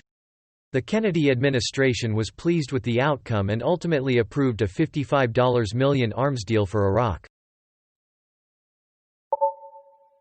Ireland. During his 4-day visit to his ancestral home of Ireland in June 1963, Kennedy accepted a grant of armorial bearings from the Chief Herald of Ireland and received honorary degrees from the National University of Ireland and Trinity College, Dublin. He visited the cottage at Dunganstown, near New Ross, County Wexford, where his ancestors had lived before emigrating to America. Kennedy also was the first foreign leader to address the Houses of the Oireachtas, the Irish Parliament. On December 22, 2006, the Irish Department of Justice released declassified police documents indicating that security was heightened as Kennedy was the subject of 3 death threats during this visit. Nuclear Test Ban Treaty. Troubled by the long-term dangers of radioactive contamination and nuclear weapons proliferation, Kennedy and Khrushchev agreed to negotiate a nuclear test ban treaty, originally conceived in Adlai Stevenson's 1956 presidential campaign. In their Vienna summit meeting in June 1961, Khrushchev and Kennedy both reached an informal understanding against nuclear testing, but the Soviet Union began testing nuclear weapons that September. In response, the United States conducted tests 5 days later. Shortly afterwards, new U.S. satellites began delivering images which made it clear that the Soviets were substantially behind the U.S. in the arms race. Nevertheless, the greater nuclear strength of the U.S. was of little value as long as the USSR perceived itself to be at parity. In July 1963, Kennedy sent W. Averell Harriman to Moscow to negotiate a treaty with the Soviets. The introductory sessions included Khrushchev, who later delegated Soviet representation to Andrei Gromyko. It quickly became clear that a comprehensive test ban would not be implemented, due largely to the reluctance of the Soviets to allow inspections that would verify compliance. Ultimately, the United States, the United Kingdom, and the Soviet Union were the initial signatories to a limited treaty, which prohibited atomic testing on the ground, in the atmosphere, or underwater, but not underground. The U.S. Senate ratified this and Kennedy signed it into law in October 1963. France was quick to declare that it was free to continue developing and testing its nuclear defenses. Domestic policy. Kennedy called his domestic program the New Frontier. It ambitiously promised federal funding for education, medical care for the elderly, economic aid to rural regions, and government intervention to halt the recession. He also promised an end to racial discrimination, although his agenda, which included the endorsement of the Voter Education Project, VEP, in 1962, produced little progress in areas such as Mississippi, where the VEP concluded that discrimination was so entrenched. In his 1963 State of the Union address, he proposed substantial tax reform and a reduction in income tax rates from the current range of 20 to 90% to a range of 14 to 65%, as well as a reduction in the corporate tax rates from 52 to 47%. Kennedy added that the top rate should be set at 70% if certain deductions were not eliminated for high-income earners. Congress did not act until 1964, a year after his death, when the top individual rate was lowered to 70%, and the top corporate rate was set at 48%. To the Economic Club of New York, he spoke in 1963 of the paradoxical truth that tax rates are too high and revenues too low, and the soundest way to raise revenue in the long term is to lower rates now. Congress passed few of Kennedy's major programs during his lifetime, but did vote them through in 1964 and 1965 under his successor Johnson. Economy. Kennedy ended a period of tight fiscal policies, loosening monetary policy to keep interest rates down and to encourage growth of the economy. He presided over the first government budget to top the $100 billion mark, in 1962, and his first budget in 1961 resulted in the nation's first non-war, non-recession deficit. The economy, which had been through 2 recessions in 3 years and was in one when Kennedy took office, accelerated notably throughout his administration. Despite low inflation and interest rates, the GDP had grown by an average of only 2.2% per annum during the Eisenhower administration, scarcely more than population growth at the time, and it had declined by 1% during Eisenhower's last 12 months in office. The economy turned around and prospered during Kennedy's years as president. The GDP expanded by an average of 5.5% from early 1961 to late 1963, while inflation remained steady at around 1% and unemployment eased. Industrial production rose by 15% and motor vehicle sales increased by 40%. This rate of growth in GDP and industry continued until 1969, and has yet to be repeated for such a sustained period of time. Attorney General Robert Kennedy took the position that steel executives had illegally colluded to fix prices. He stated, "We're going for broke. Opening square bracket ... closing square bracket. Their expense accounts, where they've been and what they've been doing. Opening square bracket ... closing square bracket. The FBI is to interview them all. Opening square bracket ... closing square bracket. We can't lose this." The administration's actions influenced U.S. Steel to rescind the price increase. The Wall Street Journal wrote that the administration had acted, by naked power, by threats, and by agents of the state security police. Yale law professor Charles Reich opined in The New Republic that the administration had violated civil liberties by calling a grand jury to indict U.S. Steel for collusion so quickly. An editorial in The New York Times praised Kennedy's actions and said that the steel industry's price increase imperil the economic welfare of the country by inviting a tidal wave of inflation. Nevertheless, the administration's Bureau of Budget reported the price increase would have caused a net gain for the GDP as well as a net budget surplus. The stock market, which had steadily declined since Kennedy's election in 1960, dropped 10% shortly after the administration's action on the steel industry took place. Federal and military death penalty. During his administration, Kennedy oversaw the last federal execution prior to Furman v. Georgia, a 1972 case that led to a moratorium on federal executions. Victor Figuer was sentenced to death by an Iowa federal court and was executed on March 15, 1963. Kennedy commuted a death sentence imposed by a military court on Seaman Jimmy Henderson on February 12, 1962, changing the penalty to life in prison. On March 22, 1962, Kennedy signed into law H.R. 5143, PL 87-423, which abolished the mandatory death penalty for first-degree murder suspects in the District of Columbia, the only remaining jurisdiction in the United States with such a penalty. The death penalty has not been applied in the District of Columbia since 1957, and has now been abolished. Civil rights movement. The turbulent end of state-sanctioned racial discrimination was one of the most pressing domestic issues of the 1960s. Jim Crow segregation was the established law in the Deep South. The U.S. Supreme Court had ruled in 1954 in Brown v. Board of Education that racial segregation in public schools was unconstitutional. Many schools, especially those in southern states, did not obey the Supreme Court's decision. The court also prohibited segregation at other public facilities, such as buses, restaurants, theaters, courtrooms, bathrooms, and beaches, but it continued nonetheless. Kennedy verbally supported racial integration and civil rights. During his 1960 presidential campaign, he telephoned Coretta Scott King, wife of the Reverend Martin Luther King Jr., who had been jailed while trying to integrate a department store lunch counter. Robert Kennedy called Georgia Governor Ernest Vandiver and obtained King's release from prison, which drew additional black support to his brother's candidacy. Upon taking office in 1961, Kennedy postponed promised civil rights legislation he made while campaigning in 1960, recognizing that conservative Southern Democrats controlled congressional legislation. Historian Carl M. Brower concluded that passing any civil rights legislation in 1961 would have been futile.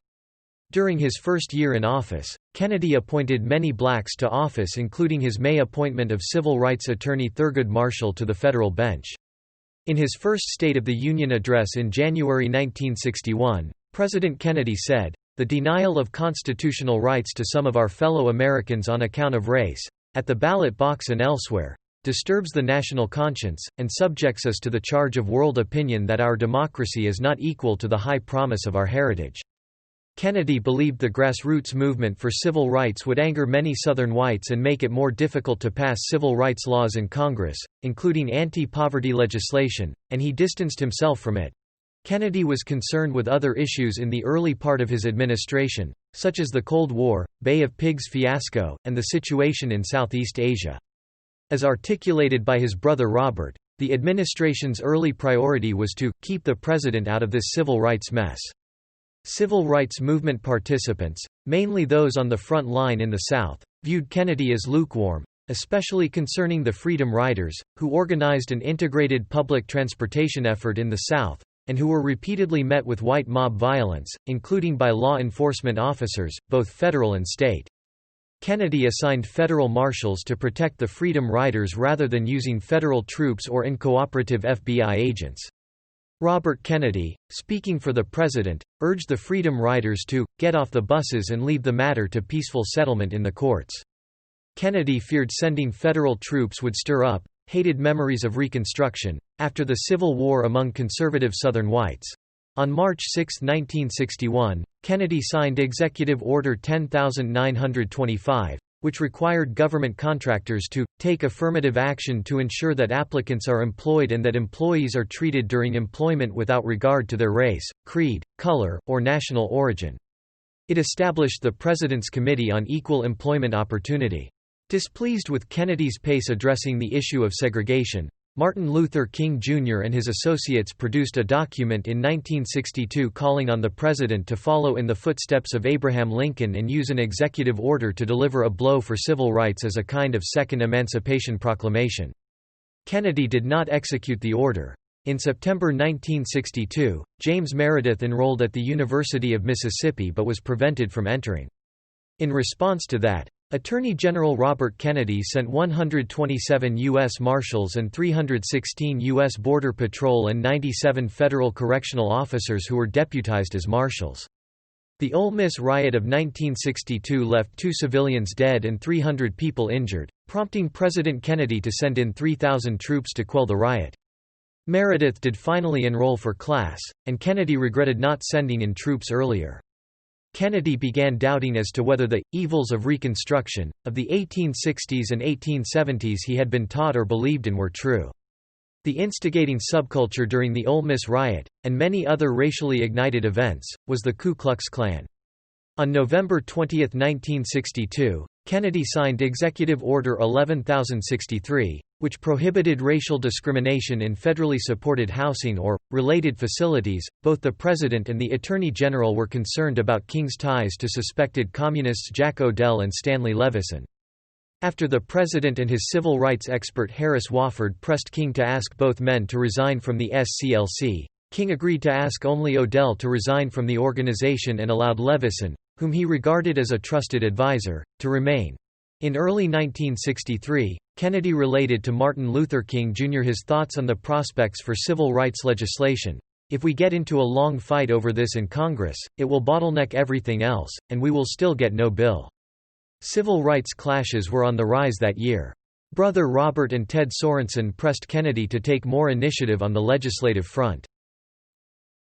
On June 11, 1963, President Kennedy intervened when Alabama Governor George Wallace blocked the doorway to the University of Alabama to stop two African American students, Vivian Malone and James Hood, from attending. Wallace moved aside only after being confronted by Deputy Attorney General Nicholas Katzenbach and the Alabama U.S. National Guard, which had just been federalized by order of the President. That evening Kennedy gave his famous report to the American people on civil rights on national television and radio, launching his initiative for civil rights legislation, to provide equal access to public schools and other facilities, and greater protection of voting rights. His proposals became part of the Civil Rights Act of 1964. The day ended with the murder of a NAACP leader, Medgar Evers, in front of his home in Mississippi. As the President had predicted, the day after his TV speech, and in reaction to it, House Majority Leader Carl Albert called to advise him that his 2-year signature effort in Congress to combat poverty in Appalachia, Area Redevelopment Administration, had been defeated, primarily by the votes of Southern Democrats and Republicans. When Arthur M. Schlesinger Jr. complimented Kennedy on his remarks, Kennedy bitterly replied, "Yes, and look at what happened to area development the very next day in the House." He then added, "But of course, I had to give that speech, and I'm glad that I did." On June 16, The New York Times published an editorial which argued that while the President had initially moved too slowly and with little evidence of deep moral commitment in regards to civil rights, he now demonstrated a genuine sense of urgency about eradicating racial discrimination from our national life. Earlier, Kennedy had signed the executive order creating the Presidential Commission on the Status of Women on December 14, 1961. Former First Lady Eleanor Roosevelt led the commission. The commission statistics revealed that women were also experiencing discrimination. Its final report, documenting legal and cultural barriers, was issued in October 1963. Further, on June 10, 1963, Kennedy signed the Equal Pay Act of 1963, which amended the Fair Labor Standards Act and abolished wage disparity based on sex. Over 100,000, predominantly African Americans gathered in Washington for the Civil Rights March on Washington for Jobs and Freedom on August 28, 1963. Kennedy feared the march would have a negative effect on the prospects for the civil rights bills in Congress, and declined an invitation to speak. He turned over some of the details of the government's involvement to the Department of Justice, which channeled hundreds of thousands of dollars to the 6 sponsors of the march, including the NAACP and Martin Luther King's Southern Christian Leadership Conference, SCLC, to ensure a peaceful demonstration. The organizers and the President personally edited speeches which were inflammatory and agreed the march would be held on a Wednesday and would be over at 4 p.m. Thousands of troops were placed on standby. Kennedy watched King's speech on TV and was very impressed. The march was considered a triumph of managed protest, and not one arrest relating to the demonstration occurred. Afterwards, the march leaders accepted an invitation to the White House to meet with Kennedy and photos were taken. Kennedy felt that the march was a victory for him as well and bolstered the chances for his civil rights bill. Nevertheless, the struggle was far from over. 3 weeks later, on Sunday, September 15, a bomb exploded at the 16th Street Baptist Church in Birmingham, By the end of the day, 4 African American children had died in the explosion, and 2 other children were shot to death in the aftermath. Due to this resurgent violence, the civil rights legislation underwent some drastic amendments that critically endangered any prospects for passage of the bill, to the outrage of the president. Kennedy called the congressional leaders to the White House, and by the following day the original bill, without the additions, had enough votes to get it out of the House committee. Gaining Republican support, Senator Everett Dirksen promised the legislation would be brought to a vote preventing a Senate filibuster. The legislation was enacted by Kennedy's successor President Lyndon B. Johnson, prompted by Kennedy's memory, after his assassination in November, enforcing voting rights, public accommodations, employment, education, and the administration of justice. Civil liberties. In February 1962, FBI Director J. Edgar Hoover, who was suspicious of civil rights leader Martin Luther King Jr. and viewed him as an upstart troublemaker, presented the Kennedy administration with allegations that some of King's close confidants and advisors were communists. Concerned by these allegations, the FBI deployed agents to monitor King in the following months. Robert Kennedy and the president also both warned King to discontinue the suspect associations. After the associations continued, Robert Kennedy issued a written directive authorizing the FBI to wiretap King and other leaders of the Southern Christian Leadership Conference, King's civil rights organization, in October 1963.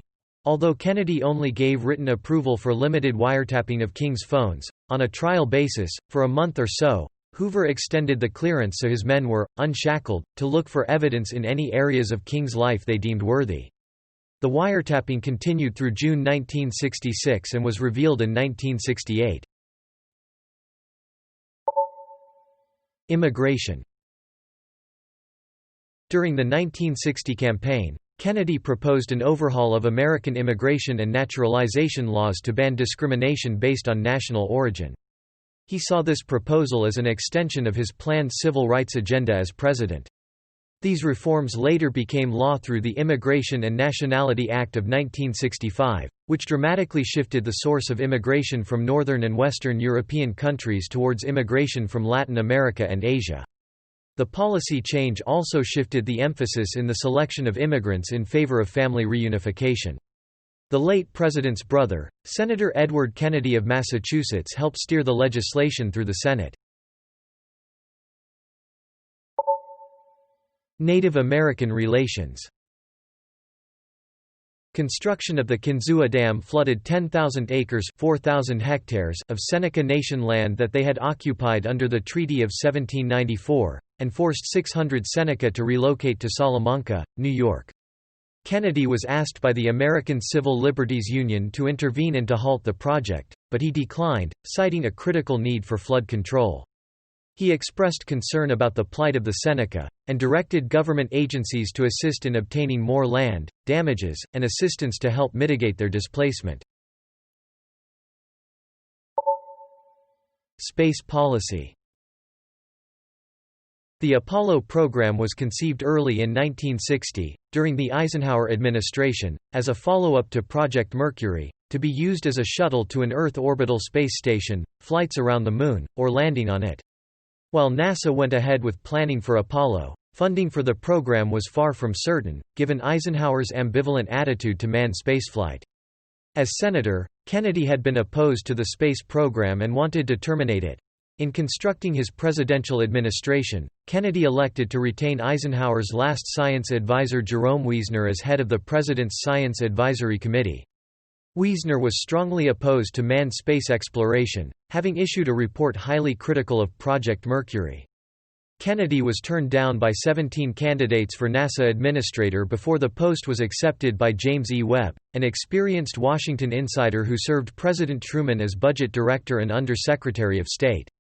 Webb proved to be adept at obtaining the support of Congress, the President, and the American people. Kennedy also persuaded Congress to amend the National Aeronautics and Space Act to allow him to delegate his chairmanship of the National Aeronautics and Space Council to the Vice President. Both because of the knowledge of the space program Johnson gained in the Senate working for the creation of NASA, and to help keep the politically savvy Johnson occupied. In Kennedy's January 1961 State of the Union address, he had suggested international cooperation in space. Khrushchev declined, as the Soviets did not wish to reveal the status of their rocketry and space capabilities. Early in his presidency, Kennedy was poised to dismantle the manned space program but postponed any decision out of deference to Johnson, who had been a strong supporter of the space program in the Senate. Kennedy's advisers speculated that a moon flight would be prohibitively expensive, and he was considering plans to dismantle the Apollo program due to its cost. However, this quickly changed on April 12, 1961, when Soviet cosmonaut Yuri Gagarin became the first person to fly in space, reinforcing American fears about being left behind in a technological competition with the Soviet Union. Kennedy now became eager for the U.S. to take the lead in the space race, for reasons of national security and prestige. On April 20, he sent a memo to Johnson, asking him to look into the status of America's space program, and into programs that could offer NASA the opportunity to catch up. After consulting with Wernher von Braun, Johnson responded approximately 1 week later, concluding that, "We are neither making maximum effort nor achieving results necessary if this country is to reach a position of leadership." His memo concluded that a manned moon landing was far enough in the future that it was likely the United States would achieve it first. Kennedy's advisor Ted Sorensen advised him to support the moon landing, and on May 25, Kennedy announced the goal in a speech titled, "Special Message to the Congress on Urgent National Needs." I believe that this nation should commit itself to achieving the goal, before this decade is out, of landing a man on the moon and returning him safely to the Earth. No single space project in this period will be more impressive to mankind, or more important for the long-range exploration of space, and none will be so difficult or expensive to accomplish. Full text. After Congress authorized the funding, Webb began reorganizing NASA, increasing its staffing level, and building 2 new centers, a Launch Operations Center for the Large Moon Rocket northwest of Cape Canaveral Air Force Station, and a Manned Spacecraft Center on land donated through Rice University in Houston, Texas. Kennedy took the latter occasion as an opportunity to deliver another speech at Rice to promote the space effort on September 12, 1962, in which he said, "No nation which expects to be the leader of other nations can expect to stay behind in this race for space. We choose to go to the moon in this decade and do the other things, not because they are easy, but because they are hard." Full text. On November 21, 1962, in a cabinet meeting with NASA Administrator Webb and other officials, Kennedy explained that the moonshot was important for reasons of international prestige, and that the expense was justified. Johnson assured him that lessons learned from the space program had military value as well. Costs for the Apollo program were expected to reach $40 billion, equivalent to $338.09 billion in 2019. In a September 1963 speech before the United Nations, Kennedy urged cooperation between the Soviets and Americans in space, specifically recommending that Apollo be switched to a joint expedition to the Moon. Khrushchev again declined, and the Soviets did not commit to a manned moon mission until 1964.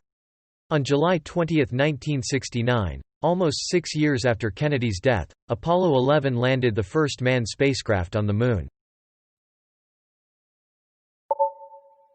Supreme Court. Kennedy appointed the following justices to the Supreme Court of the United States. Byron White 1962. Arthur Goldberg 1962. Other courts.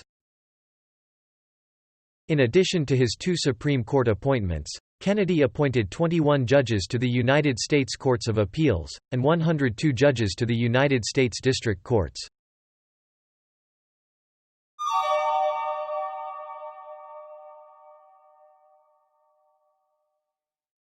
Assassination. President Kennedy was assassinated in Dallas, Texas, at 12:30 p.m. Central Standard Time on Friday, November 22, 1963. He was in Texas on a political trip to smooth over frictions in the Democratic Party between liberals Ralph Yarborough and Don Yarborough, no relation, and conservative John Connally. Traveling in a presidential motorcade through downtown Dallas, he was shot once in the back, the bullet exiting via his throat, and once in the head, Kennedy was taken to Parkland Hospital for emergency medical treatment, where he was pronounced dead 30 minutes later. He was 46 years old and had been in office for 1,036 days. Lee Harvey Oswald, an order filler at the Texas School Book Depository from which the shots were fired, was arrested for the murder of police officer J.D. Tippit and was subsequently charged with Kennedy's assassination. He denied shooting anyone, claiming he was a patsy, and was shot by Jack Ruby on November 24, before he could be prosecuted. Ruby was arrested and convicted for the murder of Oswald. Ruby successfully appealed his conviction and death sentence but became ill and died of cancer on January 3, 1967, while the date for his new trial was being set. President Johnson quickly issued an executive order to create the Warren Commission, chaired by Chief Justice Earl Warren, to investigate the assassination. The commission concluded that Oswald acted alone in killing Kennedy and that Oswald was not part of any conspiracy. The results of this investigation are disputed by many. The assassination proved to be a pivotal moment in U.S. history because of its impact on the nation, and the ensuing political repercussions. A 2004 Fox News poll found that 66% of Americans thought there had been a conspiracy to kill President Kennedy, while 74% thought that there had been a cover-up. A Gallup poll in November 2013 showed 61% believed in a conspiracy, and only 30% thought that Oswald did it alone. In 1979, the U.S. House Select Committee on Assassinations concluded that it believed that Kennedy was probably assassinated as a result of a conspiracy. The committee was unable to identify the other gunman or the extent of the conspiracy. In 2002, historian Carl M. Brower concluded that the public's fascination with the assassination may indicate a psychological denial of Kennedy's death, a mass wish to undo it. Funeral. A requiem mass was celebrated for Kennedy at the Cathedral of St. Matthew the Apostle on November 25, 1963. Afterwards, Kennedy was interred in a small plot, 20 by 30 feet, in Arlington National Cemetery. Over a period of 3 years 1964 to 1966, an estimated 16 million people visited his grave. On March 14, 1967, Kennedy's remains were disinterred and moved only a few feet away to a permanent burial plot and memorial. It was from this memorial that the graves of both Robert and Ted Kennedy were modeled. The honor guard at Kennedy's graveside was the 37th Cadet Class of the Irish Army. Kennedy was greatly impressed by the Irish cadets on his last official visit to Ireland, so much so that Jacqueline Kennedy requested the Irish Army to be the honor guard at her husband's funeral. Jacqueline and their 2 deceased minor children were later interred in the same plot. Kennedy's brother Robert was buried nearby in June 1968. In August 2009, Ted was also buried near his 2 brothers. John F. Kennedy's grave is lit with an eternal flame. Kennedy and William Howard Taft are the only 2 U.S. presidents buried at Arlington. According to the JFK Library, "I Have a Rendezvous with Death," by Alan Seeger, was one of John F. Kennedy's favorite poems, and he often asked his wife to recite it.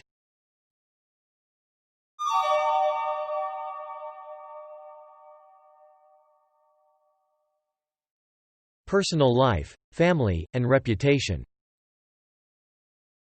The Kennedy family is one of the most established political families in the United States, having produced a president, 3 senators, 3 ambassadors, and multiple other representatives and politicians, both at the federal and state level. While a congressman, Kennedy embarked on a 7-week trip to India, Japan, Vietnam, and Israel in 1951, at which point he became close with his then 25-year-old brother Bobby, as well as his 27-year-old sister Pat. Because they were several years apart in age, the brothers had previously seen little of each other. This 25,000-mile (40,000 kilometers) trip was the first extended time they had spent together and resulted in their becoming best friends. Bobby would eventually play a major role in his brother's career, serving as his brother's attorney general and presidential advisor. Bobby would later run for president in 1968 before his assassination, while another Kennedy brother, Ted, ran for president in 1980. Kennedy came in third behind Martin Luther King Jr. and Mother Teresa in Gallup's list of widely admired people of the 20th century. Kennedy was a life member of the National Rifle Association. Wife and children. Kennedy met his future wife, Jacqueline Lee, Jackie, Bouvier (1929–1994), when he was a congressman. Charles L. Bartlett, a journalist, introduced the pair at a dinner party. They were married a year after he was elected senator, on September 12, 1953. After suffering a miscarriage in 1955 and a stillbirth in 1956, their daughter Arabella, their daughter Caroline was born in 1957 and is the only surviving member of JFK's immediate family. John Fitzgerald Kennedy, Jr., nicknamed John John by the press as a child, was born in late November 1960, 17 days after his father was elected. John Jr., a graduate of Brown University, died in 1999 when the small plane he was piloting crashed en route to Martha's Vineyard. In 1963, months before JFK's assassination, Jackie gave birth to a son, Patrick. However, he died after 2 days due to complications from birth. Popular image. Kennedy and his wife were younger in comparison to the presidents and first ladies who preceded them, and both were popular in the media culture in ways more common to pop singers and movie stars than politicians, influencing fashion trends and becoming the subjects of numerous photo spreads in popular magazines. Although Eisenhower had allowed presidential press conferences to be filmed for television, Kennedy was the first president to ask for them to be broadcast live and made good use of the medium. In 1961, the Radio-Television News Directors Association presented Kennedy with its highest honor, the Paul White Award, in recognition of his open relationship with the media. Mrs. Kennedy brought new art and furniture to the White House, and directed its restoration. They invited a range of artists, writers and intellectuals to rounds of White House dinners, raising the profile of the arts in America. On the White House lawn, the Kennedys established a swimming pool and tree house, while Caroline attended a preschool along with 10 other children inside the home. The president was closely tied to popular culture, emphasized by songs such as "Twisting at the White House." Von Meter's first family comedy album, which parodied the president, the First Lady, their family, and the administration, sold about 4 million copies. On May 19, 1962, Marilyn Monroe sang, "Happy Birthday, Mr. President," at a large party in Madison Square Garden, celebrating Kennedy's upcoming 45th birthday. Camelot Era. The term, Camelot, came to be used retrospectively as iconic of the Kennedy administration, and the charisma of Kennedy and his family. The term was first publicly used by his wife in a post-assassination Life magazine interview with Theodore H. White, in which she revealed his affection for the contemporary Broadway musical of the same name, particularly the closing lines of the title song. Don't let it be forgot, that once there was a spot, for one brief, shining moment that was known as Camelot. There'll be great presidents again, but there will never be another Camelot. Health.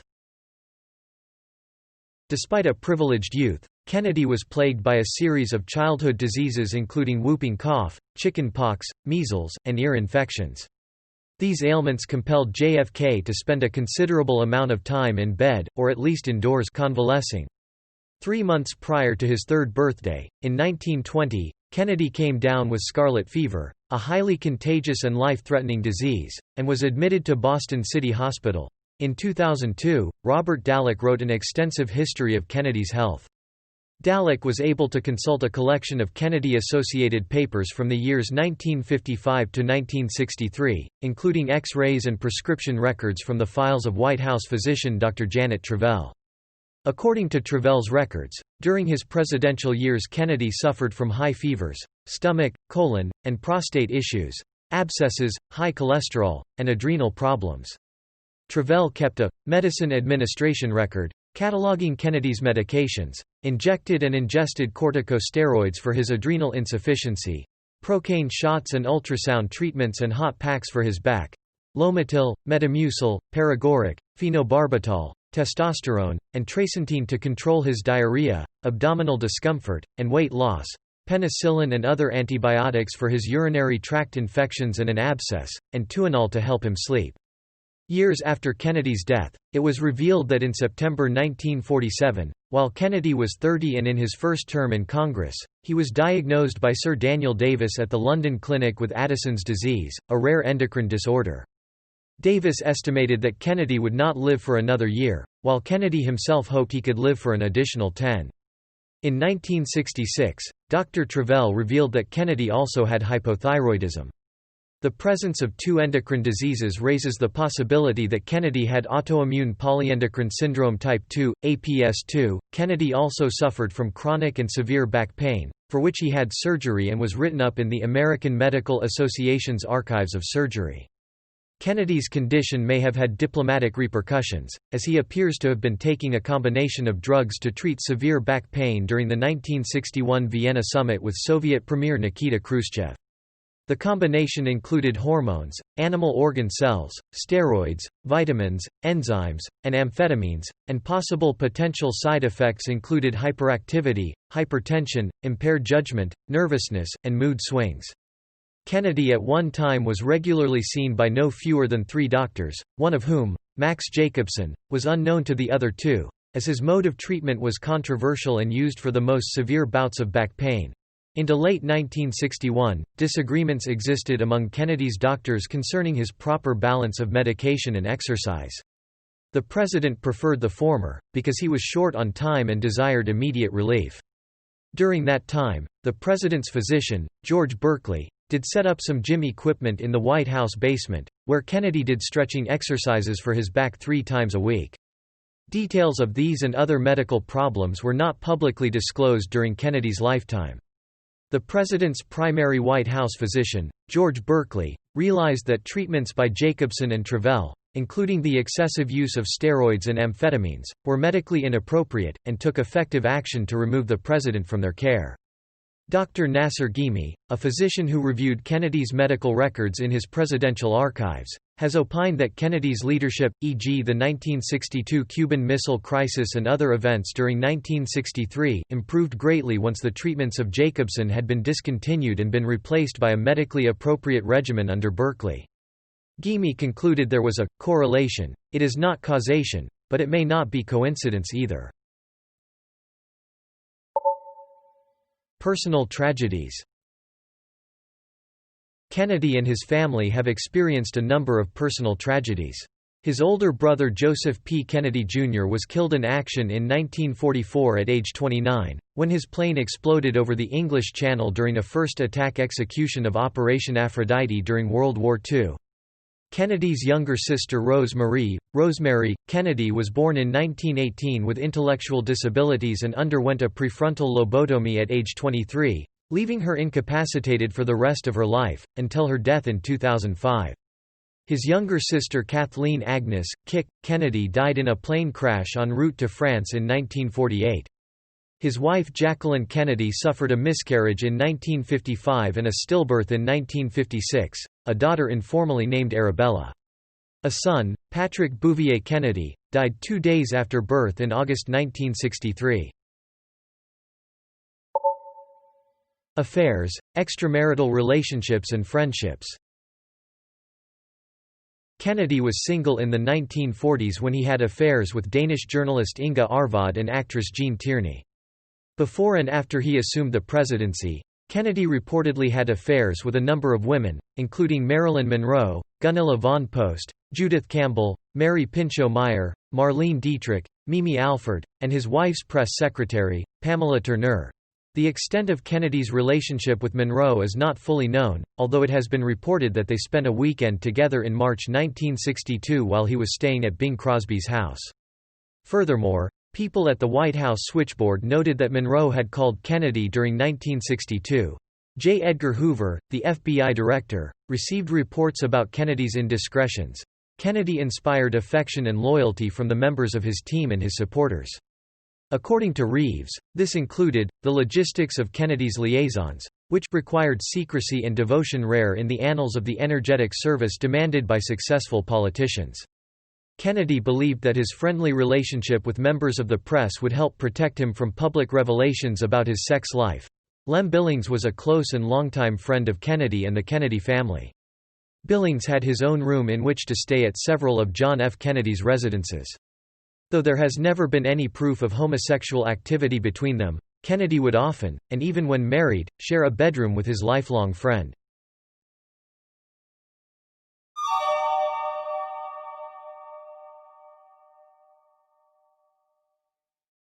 Historical evaluations and legacy.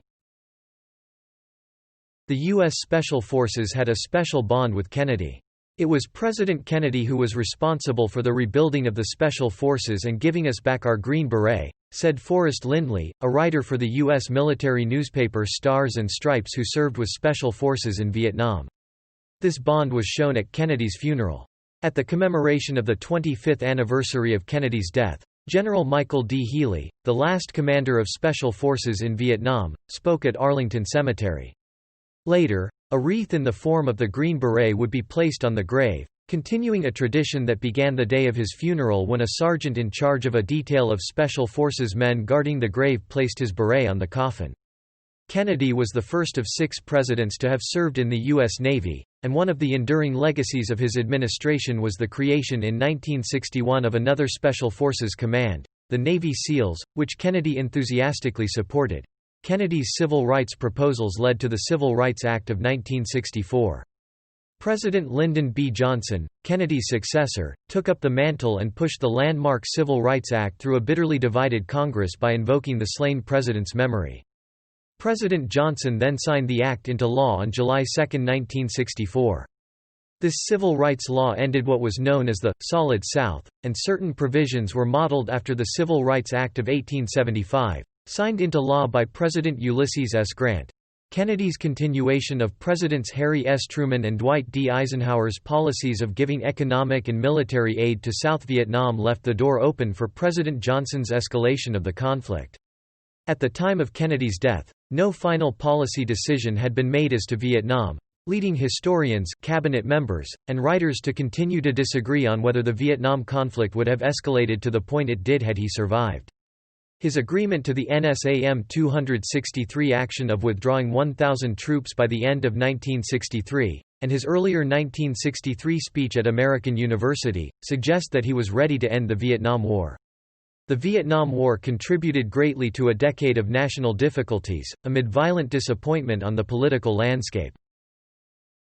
Many of Kennedy's speeches, especially his inaugural address, are considered iconic, and despite his relatively short term in office, and the lack of major legislative changes coming to fruition during his term, Americans regularly vote him as one of the best presidents, in the same league as Abraham Lincoln, George Washington, and Franklin D. Roosevelt. Some excerpts of Kennedy's inaugural address are engraved on a plaque at his grave at Arlington. In 2018, The Times published an audio recreation of the "Watchman on the Walls of World Freedom" speech he was scheduled to deliver at the Dallas Trade Mart on November 22, 1963. In 1961, he was awarded the Laetare Medal by the University of Notre Dame, considered the most prestigious award for American Catholics. He was posthumously awarded the Pacem in Terris Award, Latin, Peace on Earth. It was named after a 1963 encyclical letter by Pope John XXIII that calls upon all people of goodwill to secure peace among all nations. Kennedy also posthumously received the Presidential Medal of Freedom in 1963. As of 2019, he has been the only Catholic U.S. president. Throughout the English-speaking world, the given name Kennedy has sometimes been used in honor of President Kennedy, as well his brother Robert. Effect of assassination. Television was the primary source that kept people informed of the events that surrounded Kennedy's assassination. In fact, television started to come of age before the assassination. On September 2, 1963, Kennedy helped inaugurate network television's first half-hour nightly evening newscast according to an interview with CBS Evening News anchor Walter Cronkite. Newspapers were kept as souvenirs rather than sources of updated information. In this sense, his assassination was the first major TV news event of its kind. TV coverage united the nation, interpreting what went on, and creating memories of this space and time.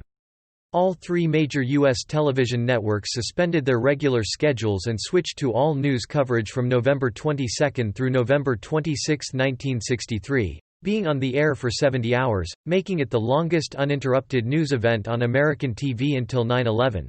The assassination had an effect on many people, not only in the United States but around the world.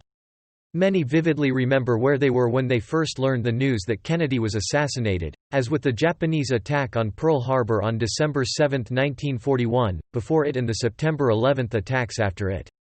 UN Ambassador Adlai Stevenson too said of the assassination, "All of us will bear the grief of his death until the day of ours." Many people have also spoken of the shocking news, compounded by the pall of uncertainty about the identity of the assassins, the possible instigators, and the causes of the killing, as an end to innocence, and in retrospect it has been coalesced with other changes of the tumultuous decade of the 1960s, especially the Vietnam War.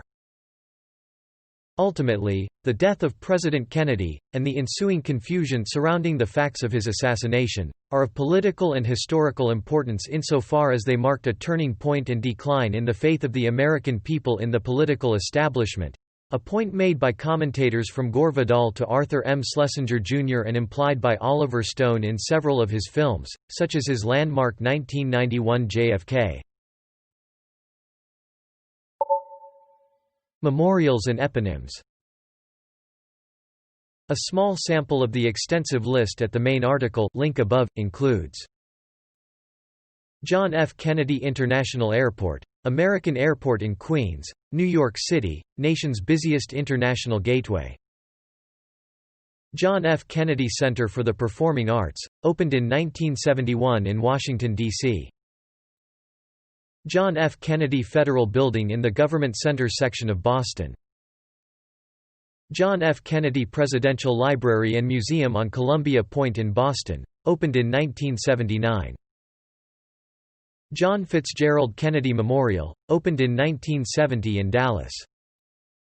John F. Kennedy School of Government, part of Harvard University. John F. Kennedy Space Center, U.S. government installation that manages and operates America's astronaut launch facilities in Merritt Island, Florida. Statue of John F. Kennedy by Isabel McIlvaine on the grounds of the Massachusetts State House in Boston, dedicated on May 29, 1990. USS John F. Kennedy CV-67, U.S. Navy aircraft carrier ordered in April 1964. Launched May 1967, decommissioned August 2007, nicknamed Big John. USS John F. Kennedy CVN-79, U.S. Navy aircraft carrier that began construction in 2011, and is scheduled to be placed in commission in 2020. Kennedy half dollar, a 50-cent coin first minted in 1964. Official. John F. Kennedy Presidential Library and Museum. John Fitzgerald Kennedy National Historic Site. White House biography. Media coverage. John F. Kennedy collected news and commentary. The New York Times. Appearances on C-SPAN. Life portrait of John F. Kennedy, from CSPAN's American Presidents. Life Portraits, November 5, 1999. Radio coverage of the assassination of President Kennedy as broadcast on WCCO-AM Radio Minneapolis and CBS Radio. Thanks for listening to Wiki-On-Tape. I hope you drop by again sometime. Goodbye.